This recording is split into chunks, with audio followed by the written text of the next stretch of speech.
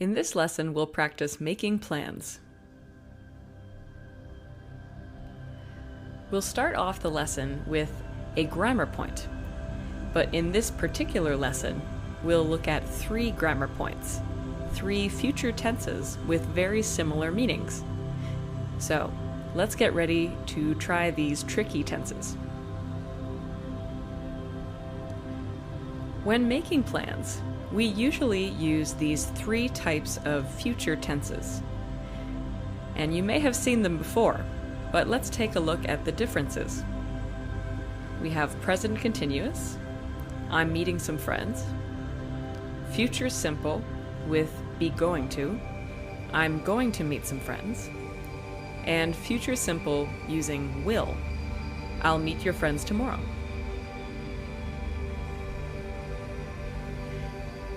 So first, let's review each tense. We'll start with present continuous. Present continuous is formed with a subject, a be verb, and an ing verb. The example here, I'm meeting some friends. Now, you may know present continuous for 3 reasons. The first, which is very common, is the present.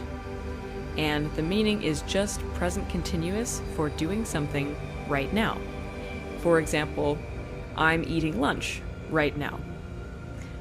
But in this lesson, we are focusing on future forms. So, we could be talking about doing something in the near future, which is 100% likely, or doing something at a fixed time in the future that is also 100% likely.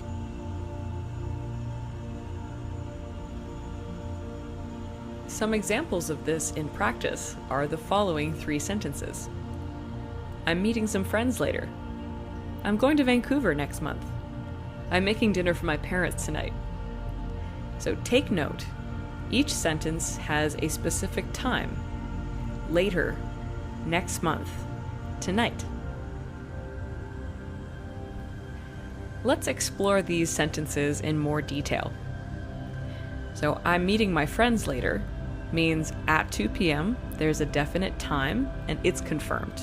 I am definitely meeting my friends later. I'm going to Vancouver next month could mean I've already bought my ticket, it is confirmed, and I'm definitely going. I'm making dinner for my parents tonight perhaps means they would be very angry if I canceled. Our next future form, after present continuous, is future simple with be going to. This is formed using a subject, a be verb, going to, and a do verb. I'm going to meet some friends in the park this weekend.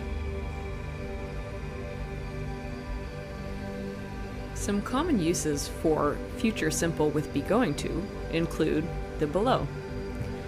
So something you're doing in the near future, but it's less than 100% certain. So you're not absolutely sure about this. You don't know if you're going to do it. The other is doing something that's not quite confirmed, but is your intention. So you want to do this thing, but it might not happen. The third is when preparing to do something, or preparing someone to do something. And also, in this case, some modals of probability come in. So this is a different grammar point. And we often use be going to with modals like probably. Let's look at some examples in the next slides. Let's look at some examples of future simple with be going to. I'm going to meet some friends later. I'm probably going to watch a movie. I'm going to get groceries sometime today. We're going to leave the house at 5. You might be thinking this seems pretty confusing, but if you look closely at these sentences, there is something that is not said, and there is a meaning that is implied. So for example, I'm going to meet some friends later means perhaps I will not meet these friends if it rains. So I'm going to meet some friends later, but something might happen that will stop me from meeting them. I'm probably going to watch a movie tonight.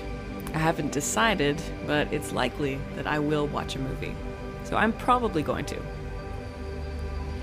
I'm going to get groceries sometime today, but I'm not sure when, and I might get them tomorrow. But that's my plan. And finally, we're going to leave the house at 5. In this case, this is an example of preparing someone else for something that will happen. So we're going to leave the house at 5, so be ready.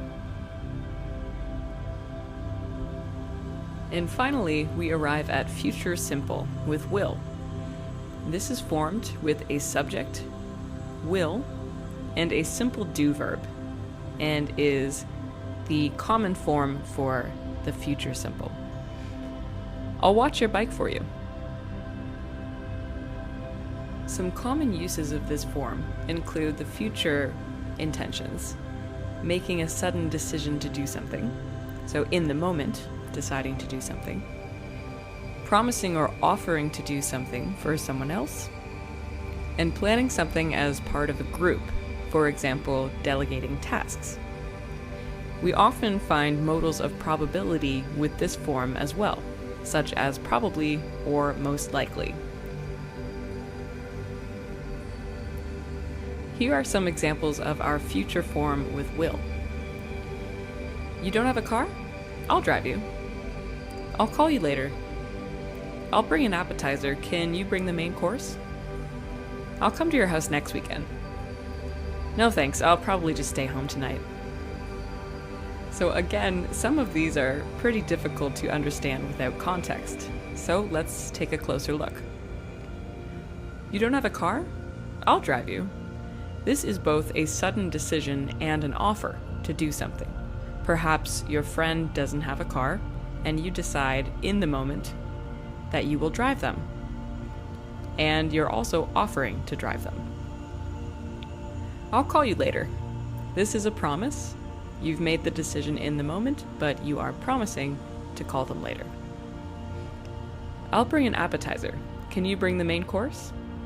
This is an example of a plan delegating tasks to someone. So I will bring an appetizer, and you can bring the main course.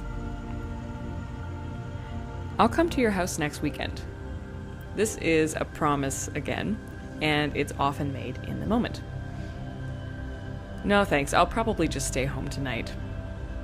So this is a sudden decision, but it's also using a modal, probably.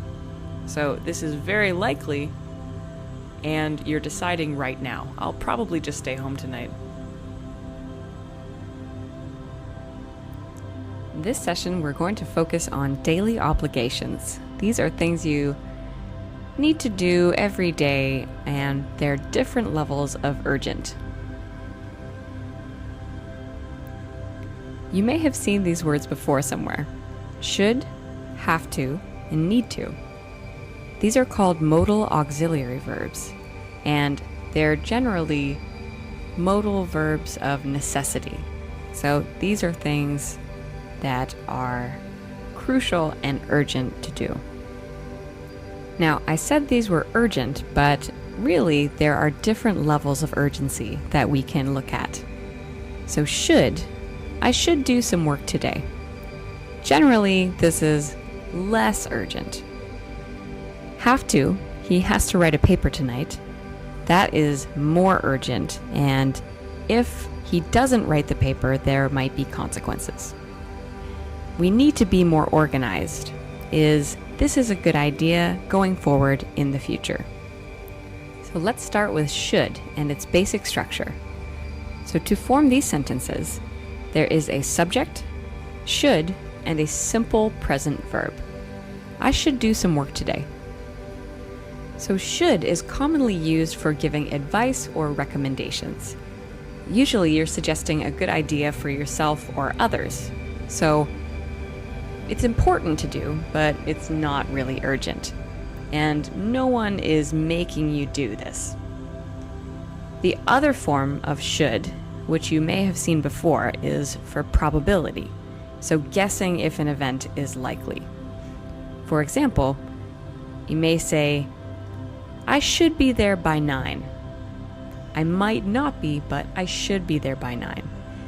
However, in this lesson, we're going to focus on the advice or recommendations for yourself and others. So let's try some examples using should. I should stay home tonight. We shouldn't eat so much takeout. The team should practice more. So if we extend these sentences to include more of an explanation, we can hear the following. I should stay home tonight because I have to work tomorrow. So I have to wake up very early, and if I go out tonight, then maybe I won't have an easy time waking up. We shouldn't eat so much takeout. It's expensive. So the fact is, we do eat a lot of takeout, but it's probably not a good idea. The team should practice more. They're good, but they could be better. So the team is a good team. They have skills. And if they want to be better, they should practice more, but it's not completely urgent or completely necessary. Let's move on to have to and its basic structure. So we form have to by using subject, have to, and a simple present verb. He has to write a paper tonight. Now notice this is different than should because should does not use to, but has to and have to does require to. He has to write a paper tonight. So when you're using have to, this is usually a complete and true obligation. So it may be urgent, and it's definitely an event which you have no choice about. It prevents you from making other plans because it's very important that you finish this action or event. So some examples using the urgent have to form are as follows. I have to drive my friend to the airport tomorrow. We have to be there at 9 a.m. You don't have to do the dishes. So see, the third sentence is in the negative form, and when this happens, the meaning changes a little bit in that it's the opposite of urgent. So let's expand on these examples to understand how to use have to. I have to drive my friend to the airport tomorrow. His plane leaves at 2, and if I don't drive him to the airport, then he will miss his flight. So it's very urgent that I drive my friend to the airport tomorrow. We have to be there at 9. If we're late, we'll be in lots of trouble. So maybe this is work or school, and you have to be there at 9 a.m. because the exam starts at 9 a.m. or your work starts at 9 a.m. You don't have to do the dishes. It's not required. I can definitely do them myself. So this is a nice thing you can say to visitors of your home, and perhaps they've offered to do the dishes, but you can say, oh, stop, you don't have to do the dishes. And this is the opposite of have to. So it's the opposite of urgent. There is no reason you need to do this. Finally, we arrive at need to and its basic structure. So we form need to in the same way that have to is formed. So a subject, need to, and a simple present verb. For example, we need to be more organized. Again, should is the only one in this section that doesn't need to. So need to is one of the more interesting of the modal auxiliary verbs, in that its meaning is not quite clear. It's very similar to have to, except the nuance here is it's less urgent, but it's quite important long term. So need to is often used when you want to make changes in your life to achieve goals or avoid future consequences.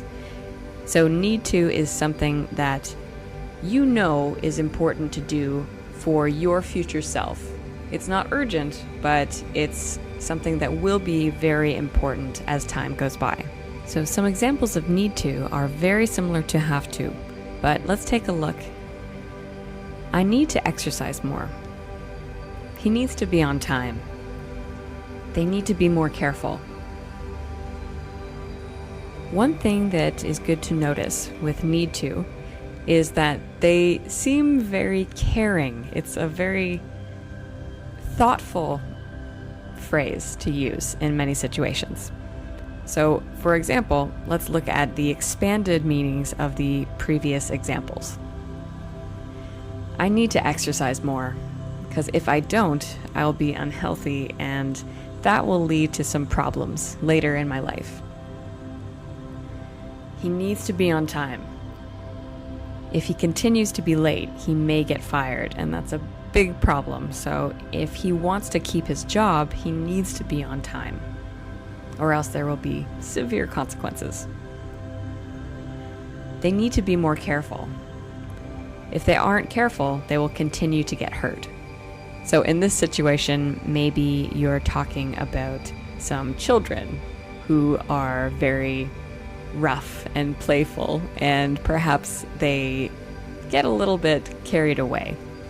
But if they want to avoid getting injured, they need to be more careful. Again, these are all very caring ways of speaking. So before we review, let's take a look at one more grammar point, because it's often used with these modal auxiliary verbs, with should, have to, and need to. So you can use the same form. We should start going to the gym more often. So start, stop, and try are all ways of talking about habits. So right now, we don't do something, but we should start a habit of doing so. For example, we should start going to the gym more often. Right now, we do not go to the gym often, but it's good for our health to start going. We have to stop going out for dinner so much. Right now, we go out for dinner a lot, many times a week, and it's getting very expensive, so we have to stop going out for dinner so much. We need to try waking up earlier. So right now we sleep in very late and we are not feeling healthy, so if we want to feel more alert and we want to feel healthier, we need to try waking up earlier. So all of these are ways of talking about habits, which is a common use of should, have to, and need to. In this lesson, we'll talk about daily habits.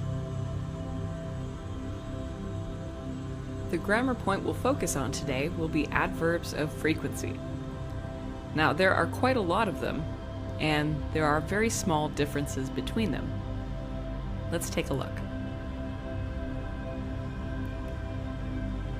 We use adverbs of frequency to talk about how frequently we do certain actions. And they're very useful for talking about daily habits because of how often we do them. To indicate that an adverb of frequency is coming up, we often see these common signal words: these days, recently, and lately. You may have seen a picture like this before when using adverbs of frequency and learning about them. This is a good reference for using adverbs of frequency, but when we look at the percentages, they are not solid, so you don't have to use any one of these, but this is how we usually use these. And the percentages refer to the amount of time that you do certain actions. So always, usually, generally, or often are 70 to 100% of your time.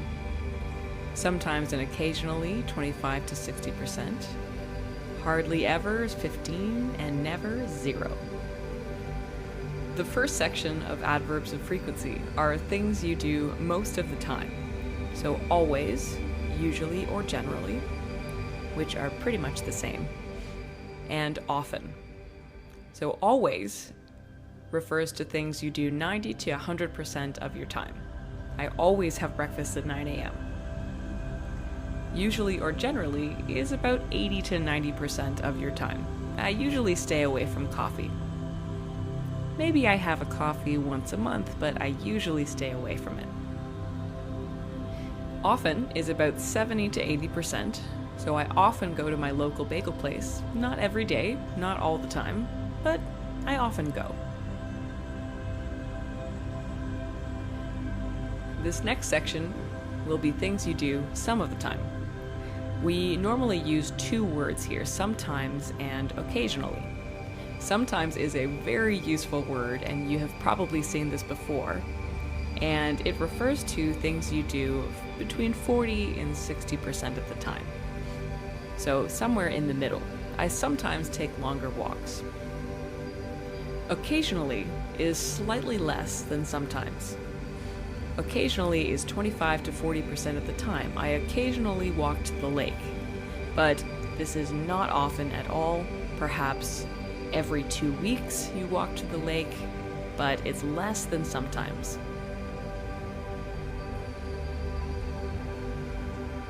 This last section refers to things that you don't do, or you don't do very often. Rarely or hardly ever are very similar in meaning, except that rarely is a bit more formal and hardly ever is a bit more casual. But these things are things you only do 5 to 15% of your time, so not often at all. I rarely go anywhere by transit, or I hardly ever go anywhere by transit. Mostly, I take a car, for example. Never refers to something you do almost 0% of the time. I never take taxis, so maybe you have taken a taxi in the past, but so rarely that you almost never do it.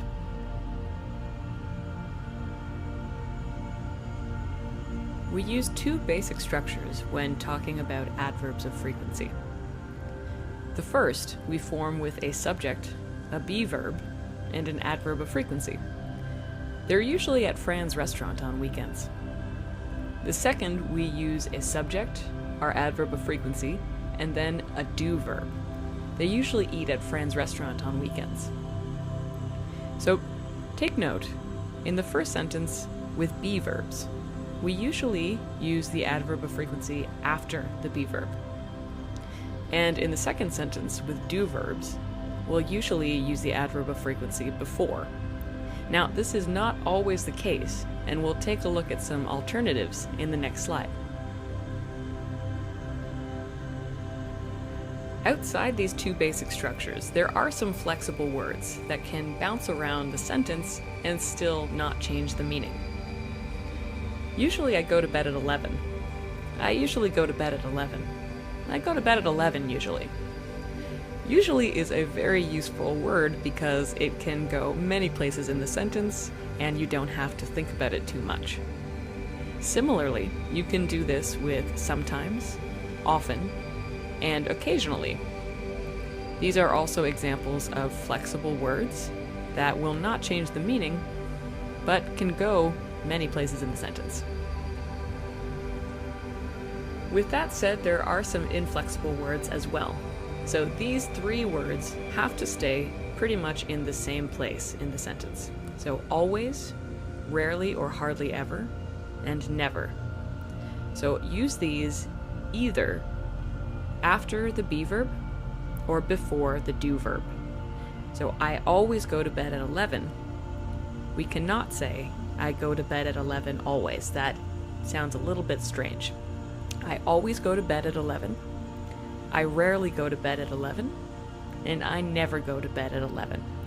Make sure these inflexible words stay in the same place, because this will be the correct meaning. Let's take a look at some examples of our adverbs of frequency in different places in the sentence. I generally wake up at around 7. So not always, but a lot of the time, generally. Sometimes he brings me a coffee in the morning. Not often, about 40 to 60% of the time. I go golfing occasionally, so this is less than sometimes, maybe once every 3 months, but more than hardly ever. I hardly ever eat breakfast, so almost never. Very rarely. I never go to sleep before midnight, so this is almost 0% of the time. Now take note that the first three, generally, sometimes, and occasionally, jumped around the sentence, but hardly ever and never stay in the same place. Let's remember this for the next slide. Now this slide has something a little bit different. On the left side, we have our standard adverbs of frequency, always being the strongest, never being the least strong. But in the negative forms, on the right side, never is the strongest form. Rarely is a little bit less strong. Don't usually, less than that. Don't often, and don't always. So strongest is never. Don't always is the least strong, but still a negative form. Although in our negative forms, we never use occasionally or sometimes. So these we do not use in the negative form. You may hear this sometimes, so it's good to know a little bit about it. So here we have some examples of the negative frequency, just to get an idea of how to use this accurately. So don't usually or general means most of the time I don't. So I don't usually eat lunch means most of the time I don't eat lunch. I don't usually eat lunch. On rare occasions, I do. Don't often means some of the time I do. So I don't often take breaks means not a lot of the time, but some of the time I do take breaks, but not often. I don't always means most of the time I do. And this is often used as a kind of apology. I don't always do my laundry on time. So most of the time I do, but I don't always do my laundry on time, and I'm a bit embarrassed. You might be wondering why we use negative forms of our adverbs of frequency. We use these when we do something that we don't normally do. So when describing something that is an exception to our normal behavior. It sounds a bit softer and less aggressive if you want to use these negative forms. Let's take a look at some examples of our negative adverbs of frequency. So take note that they are mostly inflexible. They usually stay in the same place in a sentence after the negative, I don't. I don't usually like yoga, but this class was awesome. So this is different from your normal behavior. And our one flexible adverb of frequency is usually, which can be in many different places in the sentence. Perhaps you may hear, usually I don't like yoga, in casual conversation. But it's best practice to keep it after the don't. I don't usually like yoga, but this class was awesome. I don't often walk to the lake, but when I do, it's beautiful. So this is something that does not happen a lot of the time. I don't always eat breakfast, but I love waffles sometimes. So this is very infrequently. This lesson will talk about talents and skills. Our grammar point for this lesson will be can, could, and be able to, and we'll talk about the small differences between them. Our 3 points will be can, I can teach you how to surf. Could, I could speak French when I was a kid. And be able to, I'm not going to be able to make it. We'll start with our basic structure of can. We form this by using our subject, can, and a basic verb form. For example, I started running last year, and now I can run a marathon. So in this case, note, run is our basic verb form. Now, can is a very common word, and we have 3 main uses of this word. For this lesson, when we practice, we are going to focus on the first one, for ability or possibility. We use this form to describe talents, abilities, and skills of ourselves and others. We keep this nice and simple by only using the present simple tense for this use. The second use is for making offers, and we often form this in a statement saying we are free to do something. The third use involves making requests and asking for permission. But please note this is quite casual when we use can in a request. But it basically is used to ask someone to do something for you, or asking to do something yourself. Here are some examples for each use. I can drive you to work if you need a ride. If you need a translator, I can speak French. Can I call you back? I'm on the other line. So here we have our 3 different uses of can. In the first one, I can drive you to work if you need a ride. This is a kind of offer, saying you are free to do so if they need help. If you need a translator, I can speak French. So this describes ability, which we will practice later on in the lesson. And right now, in this moment, I can speak French. I have the ability to speak French. Can I call you back? I'm on the other line. This is a kind of request, but it's a casual one, and usually the person you are asking will not say no. So this makes this quite casual.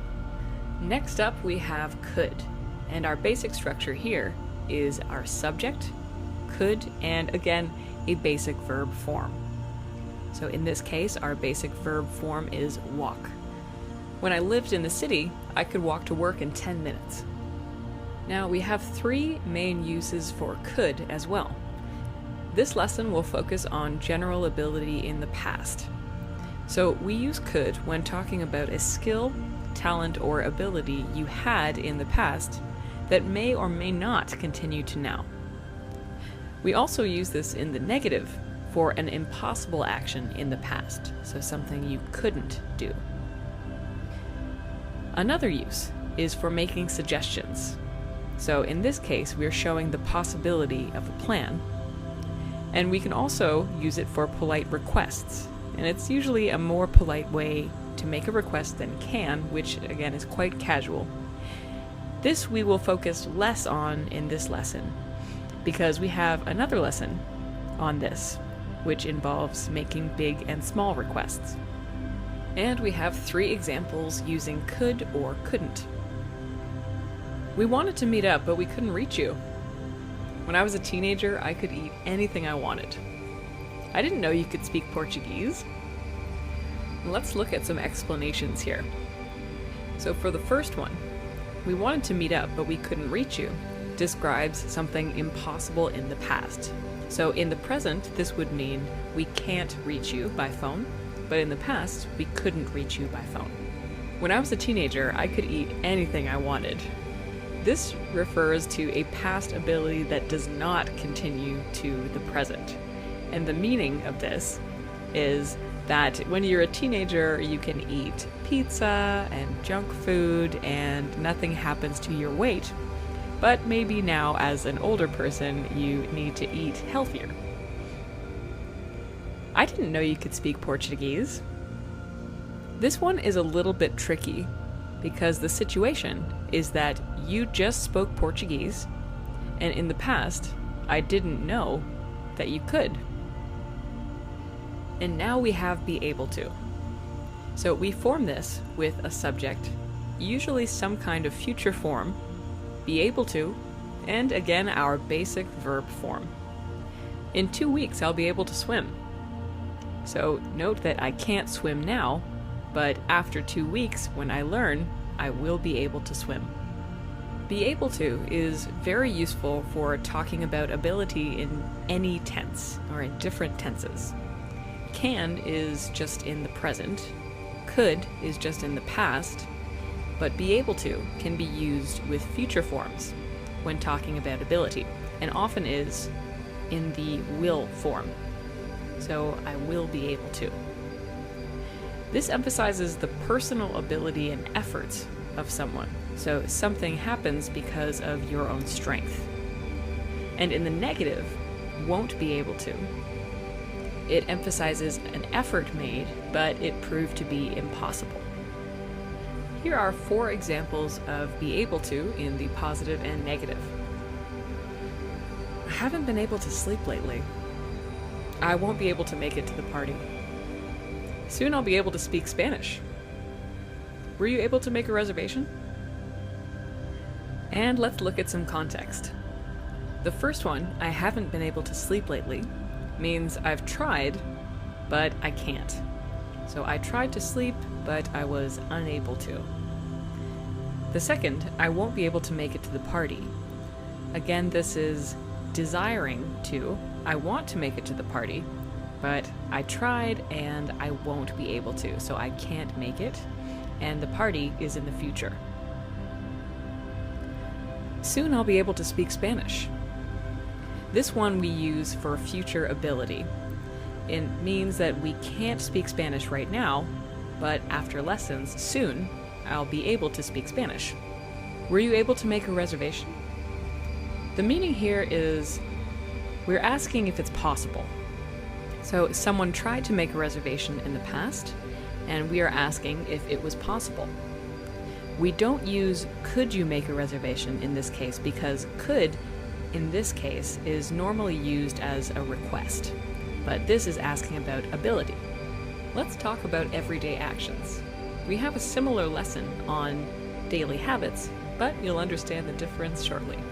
The grammar point for this lesson will be what we call dilexical verbs. These are often take, have, make, and give, and we'll get some practice using them in everyday language in our next slides. While there are actually more than 4 dilexical verbs, we are going to focus on the 4 you see below. So here we have in past tense, took, had, made, and gave, from take, have, make, and give. So our 4 examples sound like this. I took a break earlier today. I had a bath last night. She made a good point. They gave me a funny look. Let's practice using these in the next one. Now, the differences between these 4 verbs are very small. They seem to be very similar in meaning, but there are very subtle differences between them. So let's take a look at the first one. I had a bath last night. So the word have, when it's a dilexical verb, emphasizes the enjoyment or the experience of something. So if you have a bath, you're enjoying a bath. I took a break earlier today emphasizes the action. So take emphasizes the action of the speaker. She made a good point. So make normally refers to speech or sound or something that is being described. They gave me a funny look. So give generally emphasizes the subject's action towards the speaker or to someone else. So why do we use dilexical verbs? Well, we use them with common actions that we do every day. Alone, these verbs have very little meaning. And what they do is emphasize the action of the noun with slight nuances. So the main part of the sentence is actually the noun and not the verb. And as an extra, we often use dilexical verbs with adjectives to describe the noun further. We'll see what this means in the next slide. So let's take a closer look at take. Now, the structure is always the same. We use subject, take, and then a noun phrase. I took a nice long shower. Now here's an example of using an adjective as well as the dilexical verb to further describe the noun, in this case, the shower. I took a nice long shower. Here are some common uses for take. We often use take for everyday chores or habits that emphasize the action of doing something, as we mentioned. But with take, normally it's something you choose to do. So you take a shower, you take a long walk. It can also be used in another way when something becomes yours. So to take a donut, to take a ticket. And third, we can use it to talk about the time of an action. So you can say, it took a long time to complete something. Now here are some examples using take. I took a moment to think. So here we emphasize the action of taking a moment to think, instead of just saying, I thought. She took my hand and we walked home. In this case, the meaning is sort of becoming yours. So you take someone's hand, it kind of becomes yours. Take a look at this report. We could say, look at this report, but take a look is more active. So you're asking someone to take a look at this report. I'm taking a class at the community college. So this, again, is a decision. It's your own choice. You're taking a class. I took a long nap this afternoon uses this to emphasize the nap.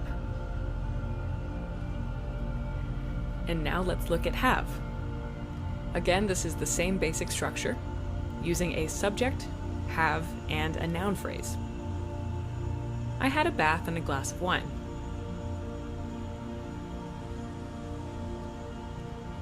We often use have when we are emphasizing the enjoyment of an action we are describing, and it's usually something that lasts a long time.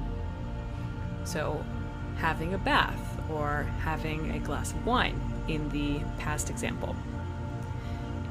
In this case, we can also use it to explain set plans or obligations.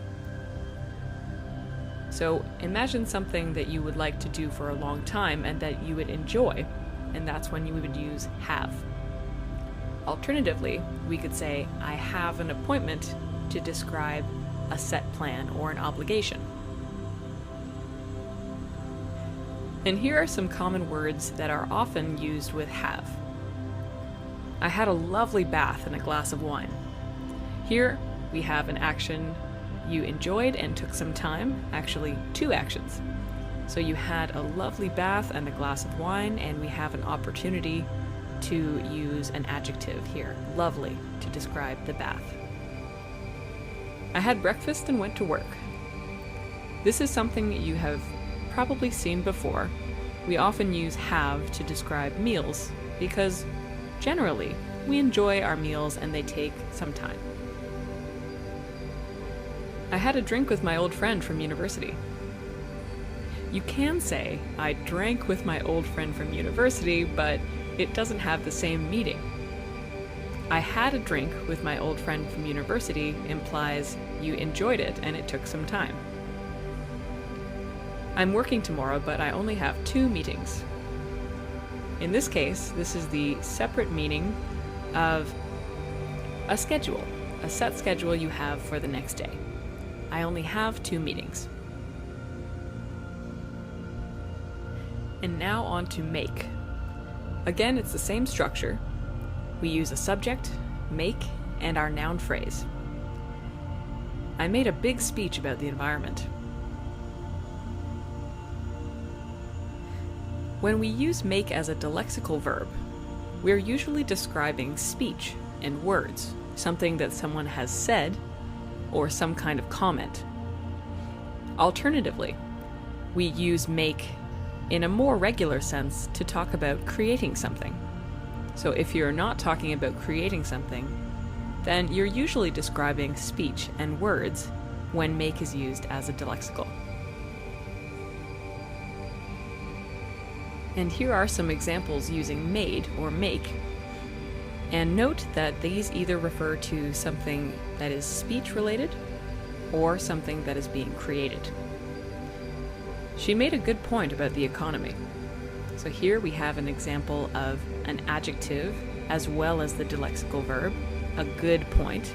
She made a good point about the economy means she said something logical and intelligent about the economy. So this is speech related. She made an excuse to stay home. So an excuse here is our part of speech, and make an excuse means to say that you're sick even if you aren't sick, so you can stay home. But still, it's speech related. She made an excuse to stay home. She made a comment about my cooking. This is also speech related, because making a comment means to say something. She didn't say anything, but she made a strange face. So this is not really speech related, but it can be seen as creating something. So you're creating a face. And the strange just makes it stronger. Here we have our adjective use. So to make a face. And now finally, we've arrived at give. So again, exact same structure, subject, give, and a noun phrase. I gave him a good reason for not going to his party.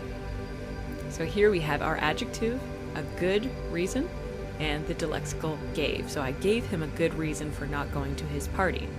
I didn't want to go to his party, but I gave him a good reason.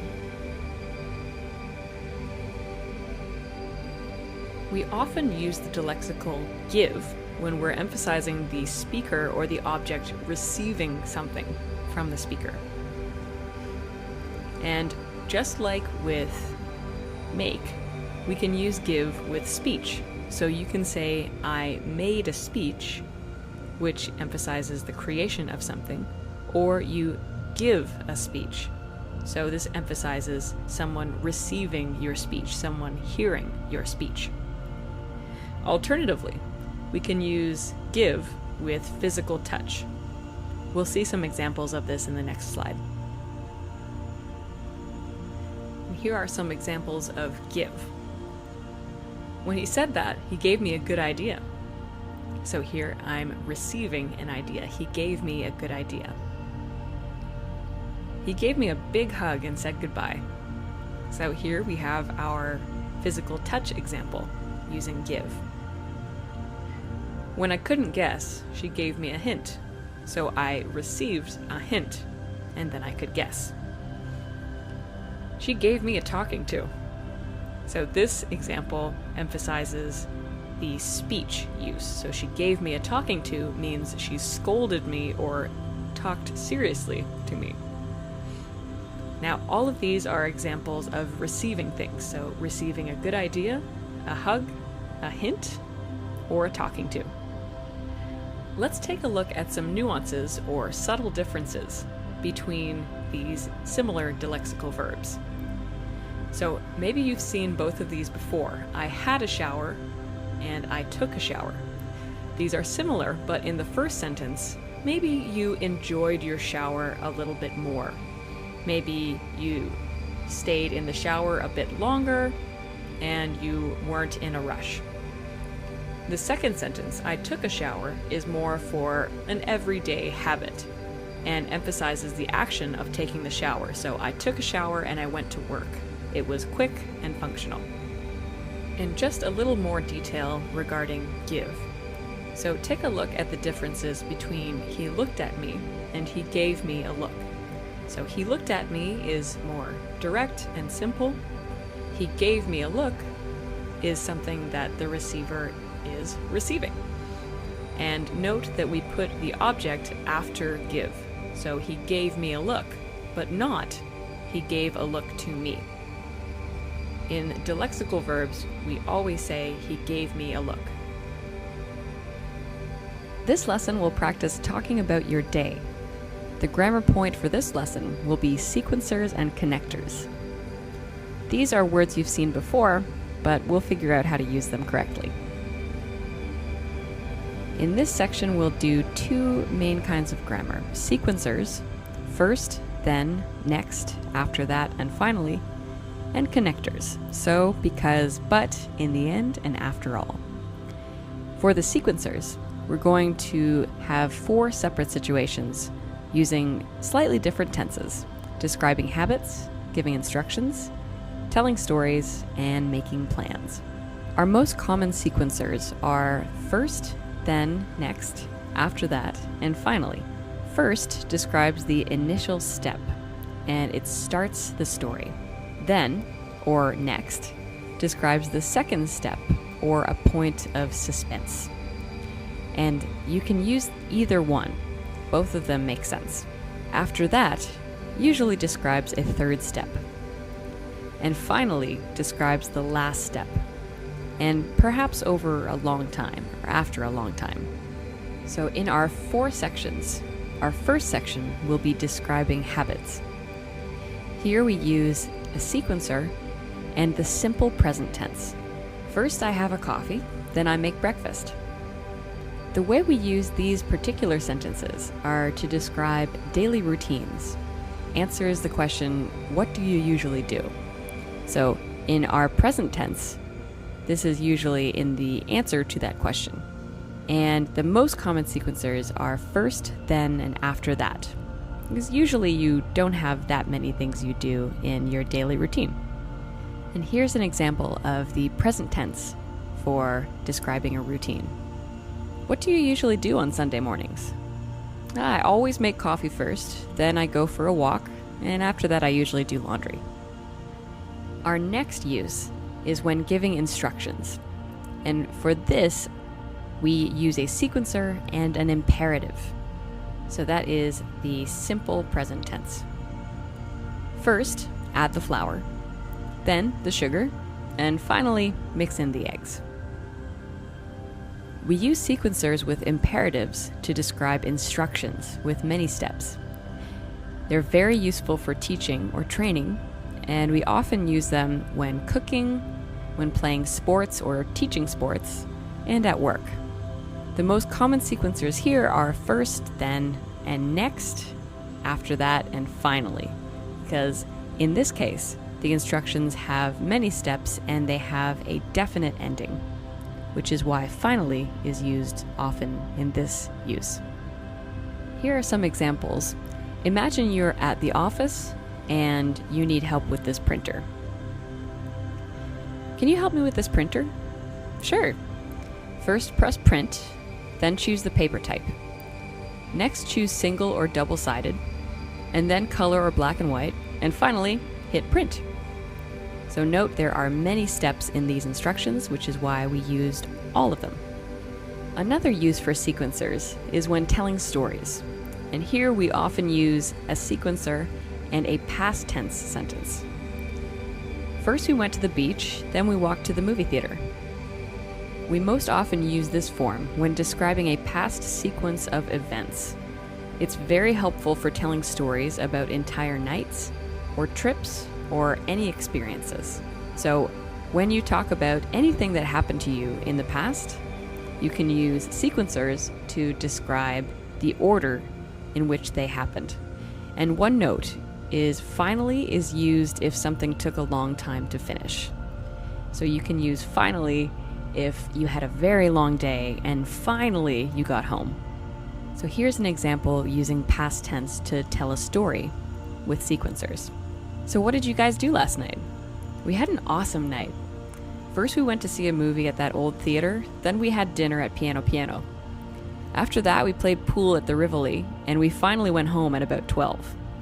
Our last tense will be future tense, and this is useful when describing or making plans. And we'll use this with our sequencer and our future tense sentence. First I'll do my laundry, then I'm meeting my friend at 2, and I'll call you after that. We use the future tense and sequencers when we are explaining future plans for the day, for a trip, or an event. And remember the different future forms we can use. You can use I will, I'm going to, and I'm doing. So the continuous tense with the future meaning. And one note, finally or lastly are somewhat formal when you are talking either about your future plans or any other time. Finally or lastly tend to come off as a bit formal. And here is an example. Have you planned your trip to South America yet? Yes. First I'm going to climb Machu Picchu. Then I'm going to see Lake Uyuni in Bolivia. And after that, I'll fly to Chile. Now let's move on to connectors. These are usually pretty easy to use, so let's just review. Well and so can be used to start a story. You may have noticed that I start some slides by saying so. But if someone asks you to tell a story, you can begin by saying, well. Another use of so is to give a result.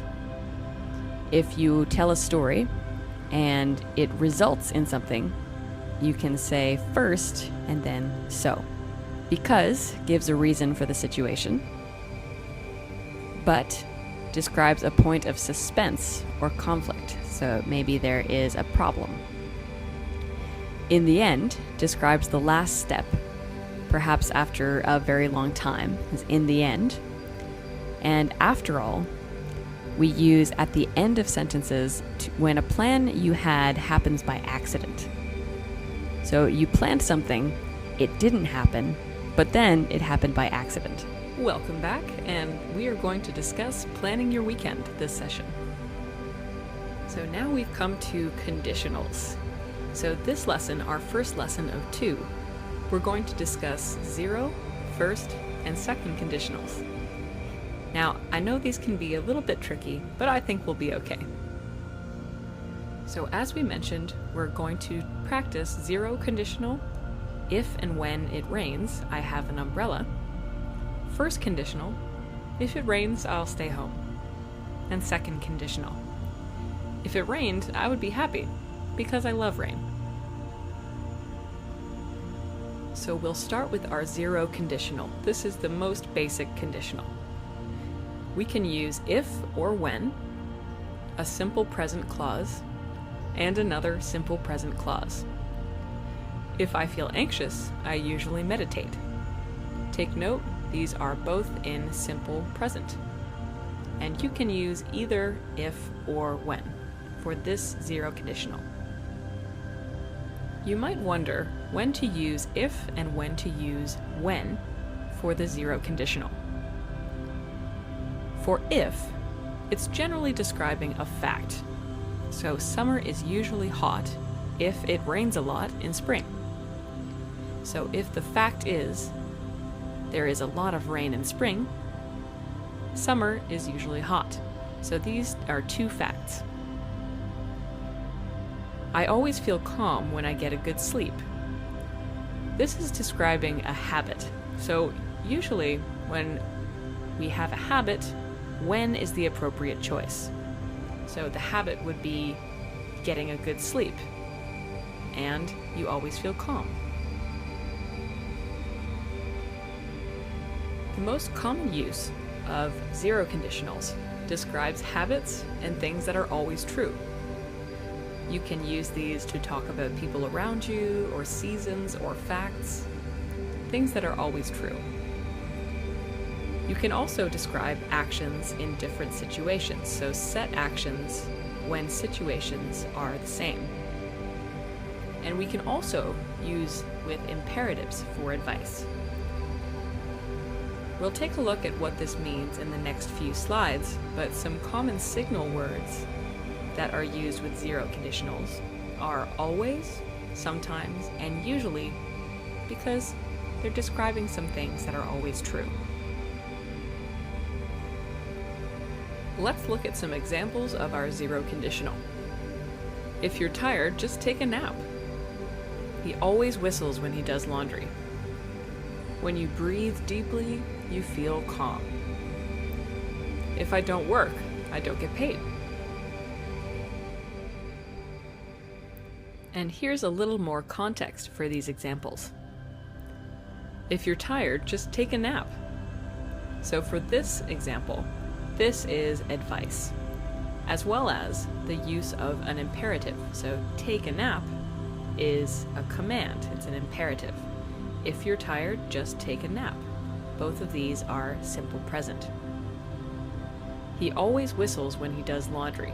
So this is a habit because he does laundry often, and when he does laundry, he whistles, always. And there's that signal word. When you breathe deeply, you feel calm. And both of these are facts. So if the fact is you breathe deeply, the following fact is that you feel calm. If I don't work, I don't get paid. This is another fact. Moving on to our first conditional. We form this using if, a simple present clause, and a future simple. If I finish work early, I'll call you. Now with first conditionals, We use these when talking about likely predictions, consequences, plans, or expected results following the if situation.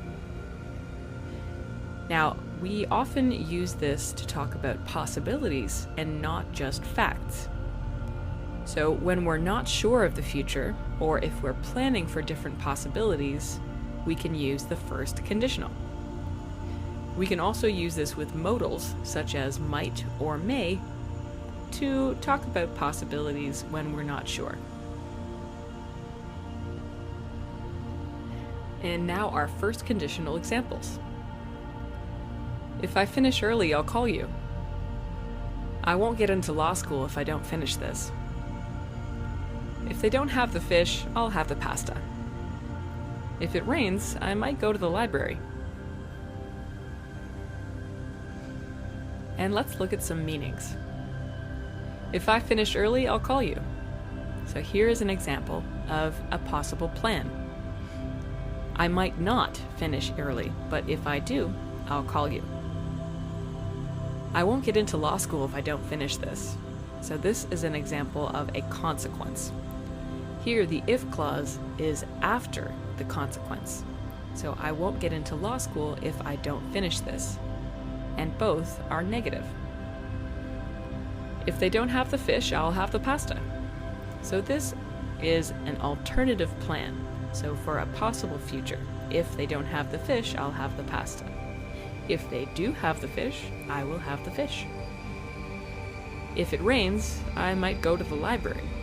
So this is another possible plan. It might not rain, but if it does, I might go to the library. And finally, we arrive at the second conditional. Here we use if, a simple past clause, would, and usually a verb. If I were rich, I would buy an island. Now these second conditionals can be a little bit different. They're a little bit tricky, but we begin with hypotheticals. So these are things that are not true but could be true in the future. We use second conditionals for wishful thinking, something that is unlikely to happen in the future if the present was different. The if sentence usually refers to a situation that is not true or is unlikely to be true.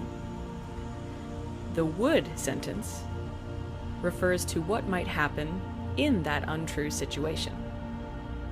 And some common signal words surrounding this are might and could, because these situations are untrue. This can be a bit confusing, so what I like to do is think of the truth first. So our conditional, the example sentence below, if I were rich, I would buy an island. So this is our hypothetical sentence. This is not true. The truth is that I'm not rich and I won't buy an island.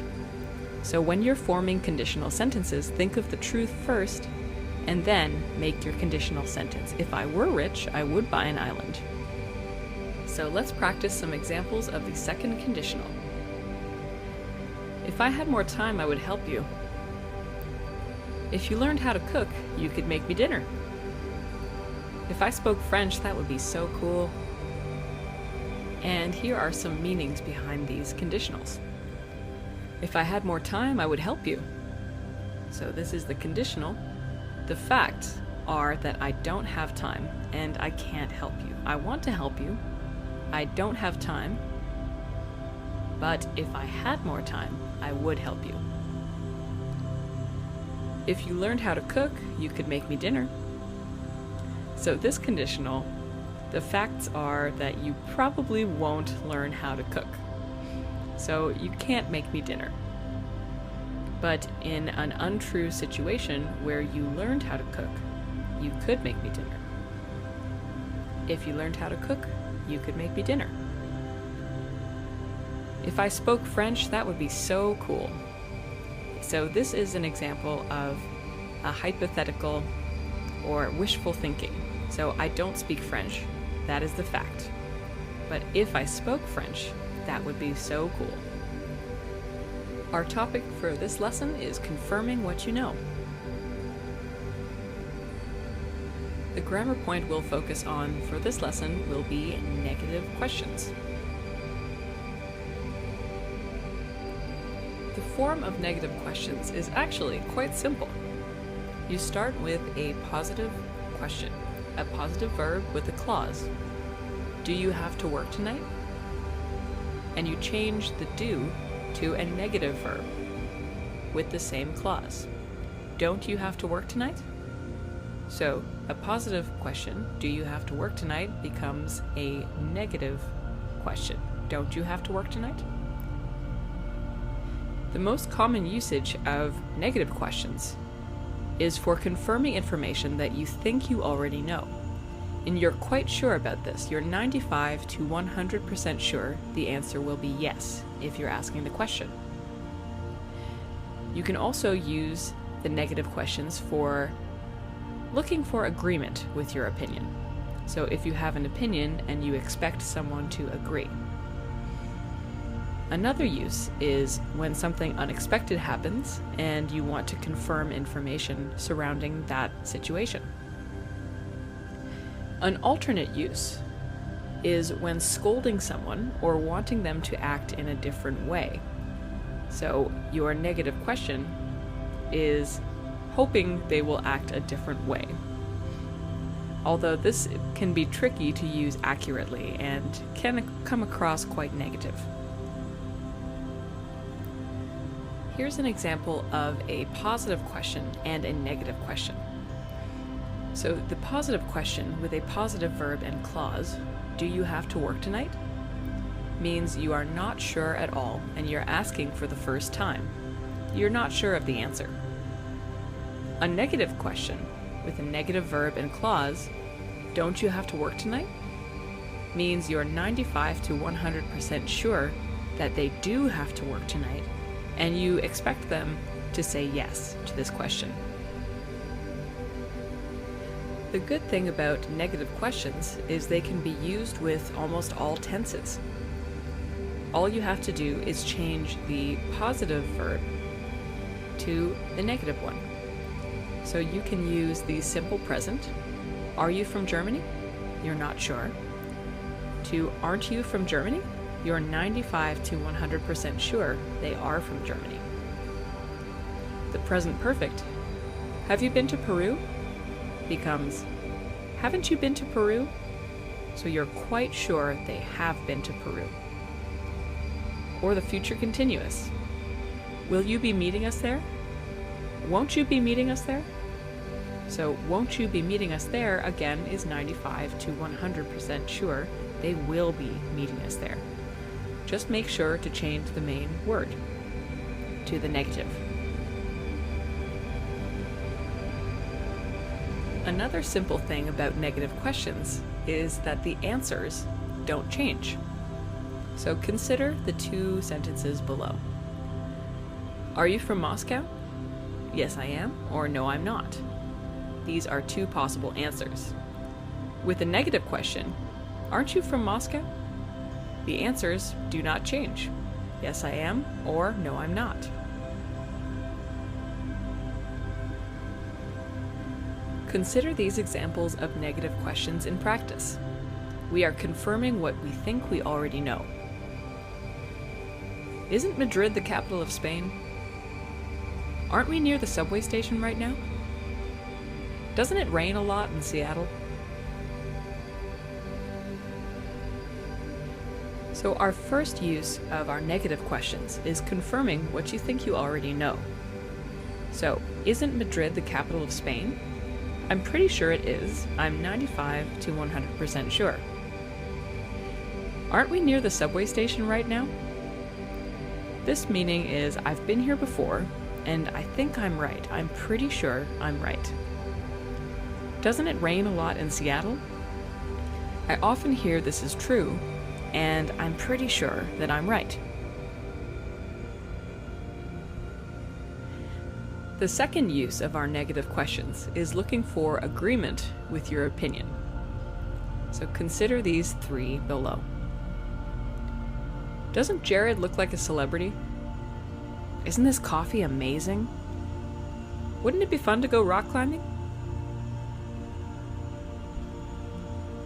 So here is the explanations of our looking for agreement. Doesn't Jared look like a celebrity? The meaning behind this is that many people think Jared looks like a celebrity, and I expect you to say yes. Isn't this coffee amazing? So in this case, perhaps the coffee is much better than usual, and all you want to hear is an agreement. Yes. Wouldn't it be fun to go rock climbing? In this case, maybe you think your friend would enjoy rock climbing, and you expect them to say yes, and you'd be very surprised if they said no. So we use our negative questions. Now, this use is a little bit different, and we use these negative questions when something unexpected happens. For example, weren't you working tonight? Don't you have class right now? Aren't you from Italy? Let's look at some explanations here. Weren't you working tonight? So the meaning is, I thought this was true, but you're here. So you expect a friend to be working, but that's not the case. It's surprising, it's unexpected. Don't you have class right now? You usually have class, but you're not there. You're here, so this is unexpected. Aren't you from Italy?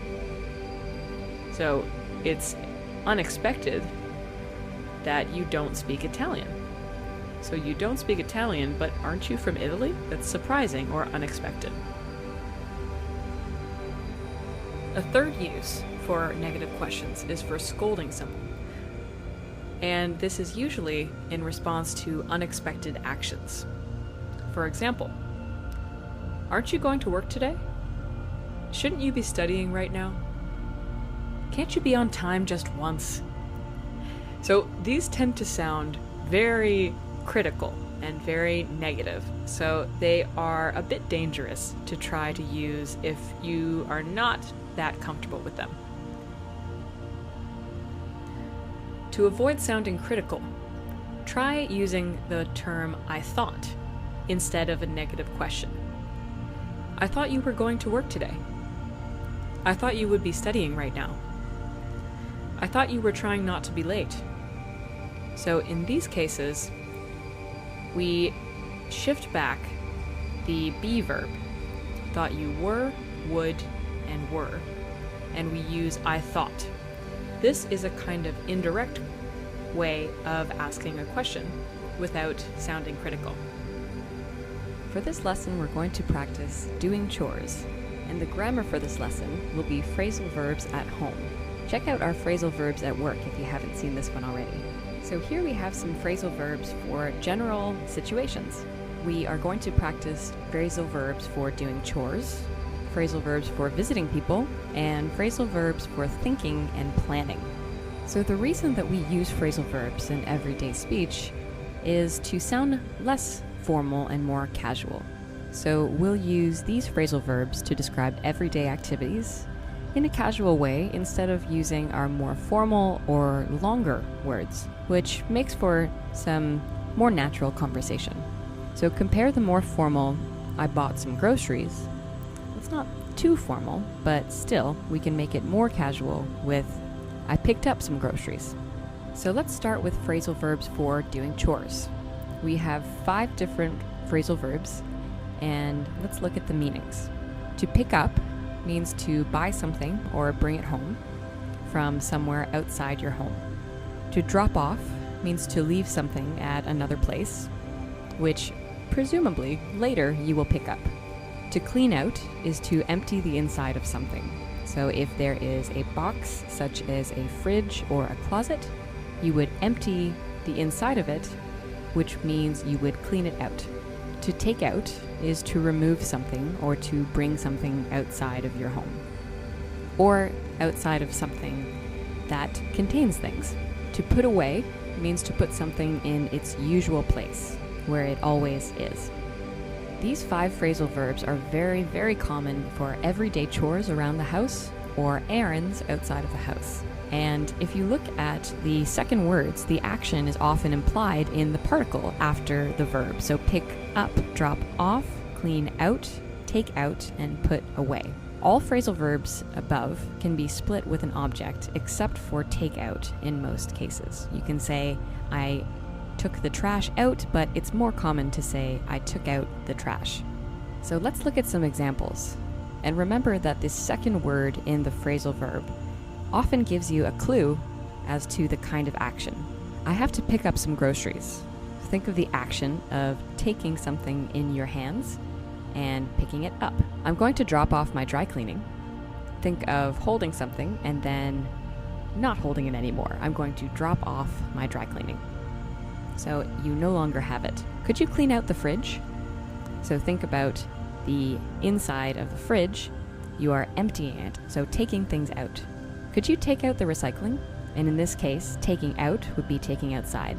I did my laundry and put away my clothes. So returning to its usual place, outside of your view, you're putting away your clothes. And here are some very common words that also have the same meaning as pick up to give you an idea of when to use them. I have to pick up some groceries means I have to get some groceries.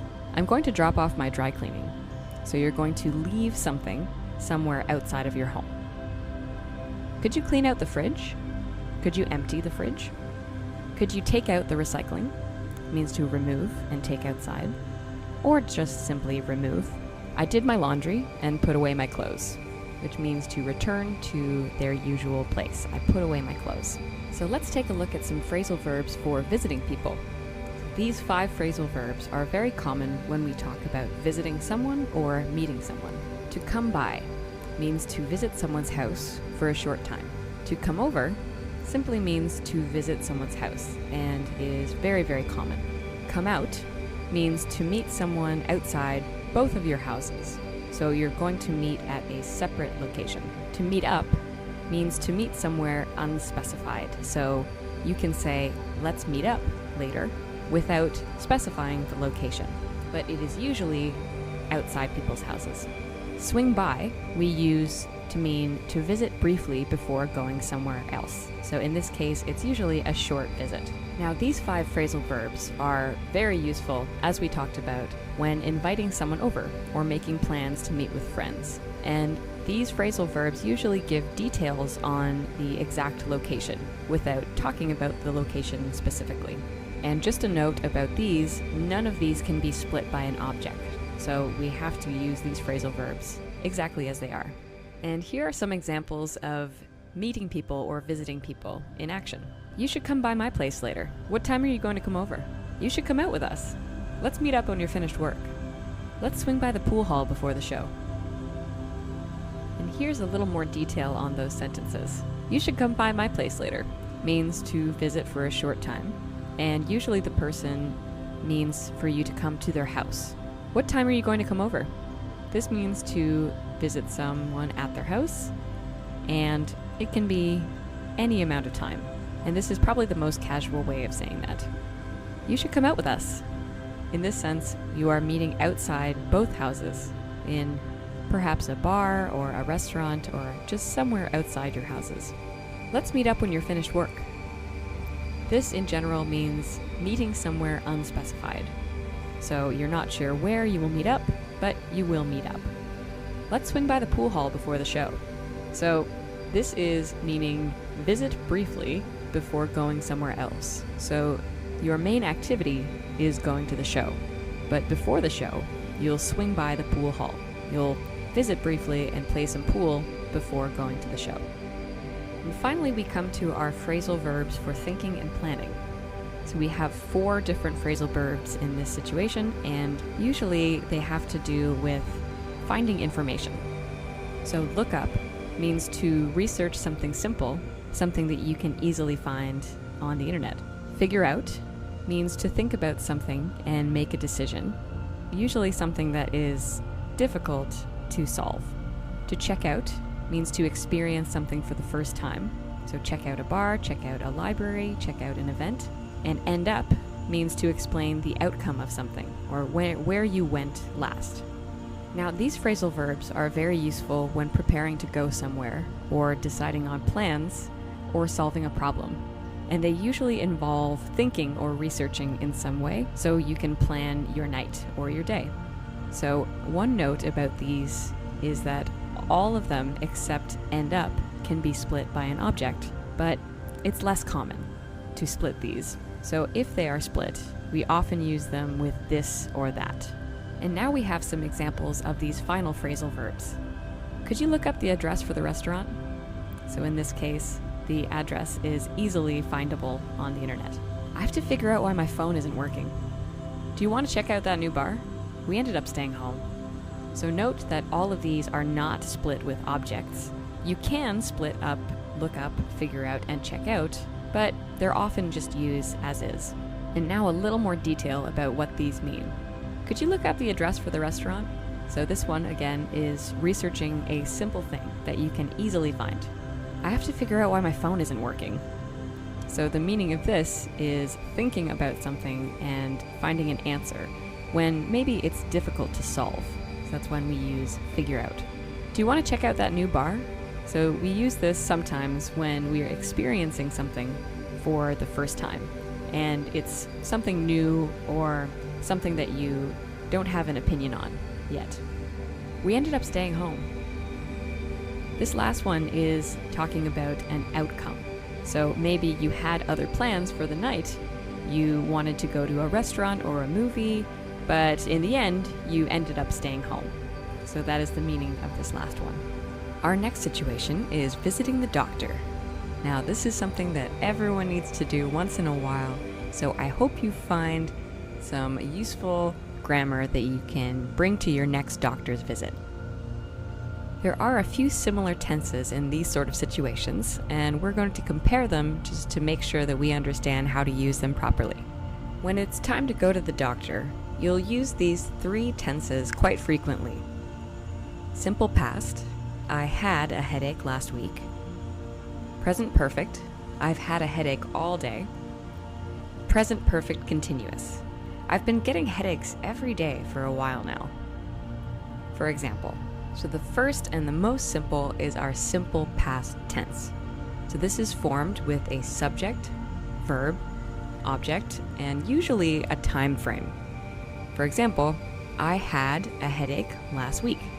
Now, the most common usage of this simple past in this situation are the following. So past events, an event that started in the past, an event that also finished in the past, and that does not continue to the present.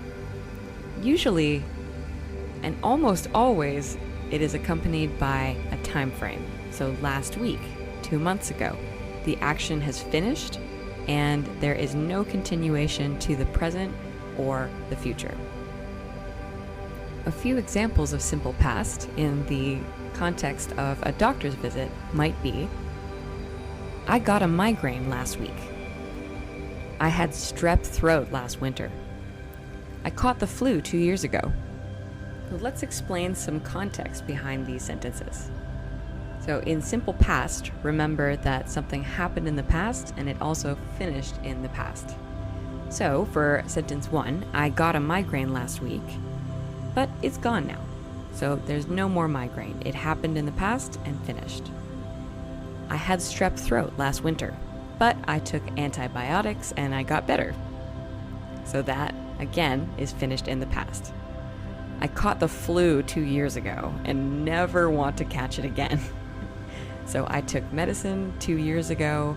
I'm remembering it's a past action and it does not continue to the present. Our next tense is the present perfect tense. So this is formed by using a subject, have, a past participle, an object, and also usually a time frame in this situation. So I've had a headache all day. Chances are you probably know this form already. This is the past perfect form, and usually you use it with an action that you have completed sometime in the past, but is also somehow relevant to the present. So in this situation, we're going to talk about events that started in the past, and at this moment, the event continues, but it's unclear whether it will continue into the future. And usually this comes with a time frame using the word for. So for 2 weeks, for a while, and also since. So since yesterday, for example. And here are some examples of the present perfect form, also related to having a doctor's visit. I've had a migraine for 3 days now. I've had a sore back my whole life. I haven't slept in 24 hours.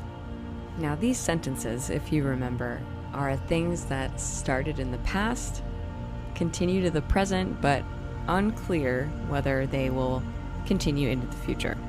But up until this moment, they have always been true. So I've had a migraine for 3 days now. It's been 3 days and it started in the past. I still have it, but that might change in the future. I've had a sore back my whole life, but maybe I'll find a cure and I won't have a sore back. I haven't slept in 24 hours, but I might fall asleep any minute now, so that might change. Now we have arrived at present perfect continuous. So you've probably seen this before as well. It's formed by a subject, have been, an ing verb, an object, and in this case, again, usually a time frame. I've been getting headaches a lot lately. So past perfect continuous is used quite often in things that started in the past, continue into the present, and it's likely they may even continue into the future, but we're not certain, but we think it's likely. And usually this comes with a time frame as well, like since or for a while or lately, and usually describes something ongoing or something that you think will be ongoing. This is some examples of this. I've been getting migraines since I was a kid. I've been eating a lot of junk food lately. I haven't been sleeping well recently. So see, this also works with the negative. And here we have some explanations. I've been getting migraines since I was a kid, and they will probably keep happening because all my experience shows that to be true. I've been eating a lot of junk food lately.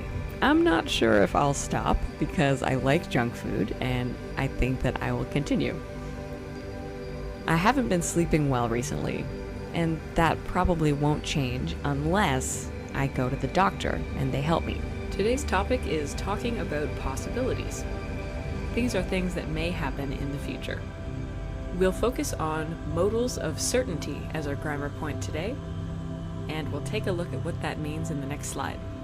For modals of certainty, we will focus on could, might, and must.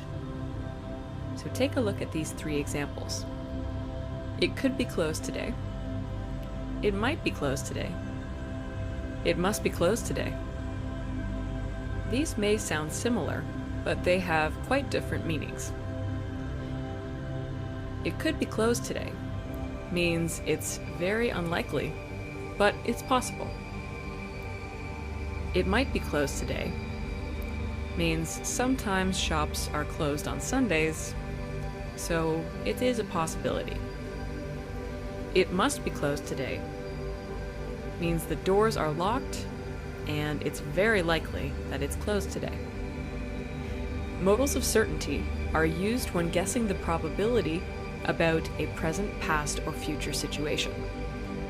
When you don't know the answer 100%, you can use different modals of certainty, and these will be based on different levels of evidence. The most common tenses we use with modals of certainty are the simple present, present perfect, and present continuous. So this could sound like this. It could be Kendra's phone. Maria must have been here yesterday. She watered my plants. Jeff might be coming by later. Let's look at the meanings of these 3 words a little more closely in the next slides. Let's start with could.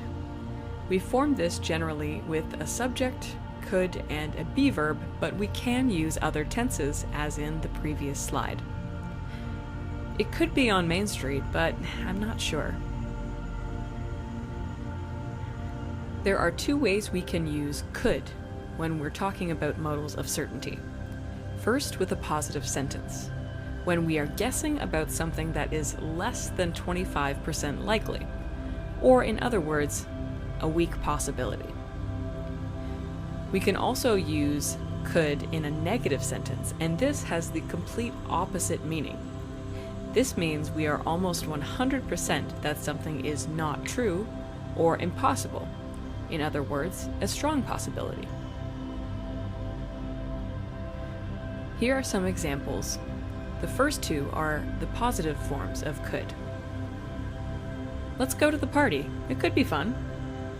I think it's closed, but I could be wrong. That couldn't be Amy's phone. She called me a few minutes ago. So this last one is a strong possibility in the negative. Let's look at a little more detail here. Let's go to the party. It could be fun. The meaning in this word is that it's unlikely, but maybe the party will be fun. I think it's closed, but I could be wrong. In this case, I think I'm right, but maybe I'm wrong. There's a 25% possibility that I'm wrong. That couldn't be Amy's phone. She called me a few minutes ago. So this is impossible because Amy used her phone to call me. Our second modal of certainty is might. This is generally formed with a subject, might, and a be verb, but this varies depending on which tense you use. She might be mad at me. Now, the word might is the most useful in most uncertain situations because it is right in the middle. From previous experience and some evidence, it means you're guessing at something between 25 and 75% likely. And using might is the same in positive and negative sentences, so the meaning rarely changes. And an alternate use of might is to sound more polite. Let's look at some examples. Some examples using might. She usually works on Sundays, so she might not be home. I'll try to come visit, but I might have to work. It might be better to call them first. Here is a little more detail about those previous examples. She usually works on Sundays, so she might not be home. So here, we have some good evidence, but maybe there is an exception, so might is the best word. I'll try to come visit, but I might have to work. So I don't know about this yet, but the evidence is good. I might be better to call them first. So this, it might be better to call them first, is actually a polite suggestion.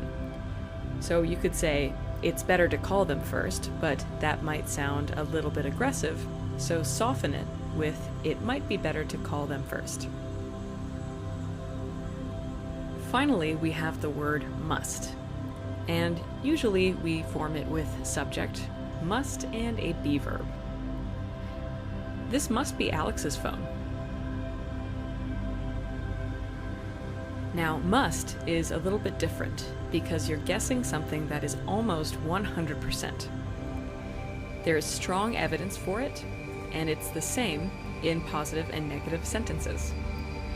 One note about must is that it is only used with past and present.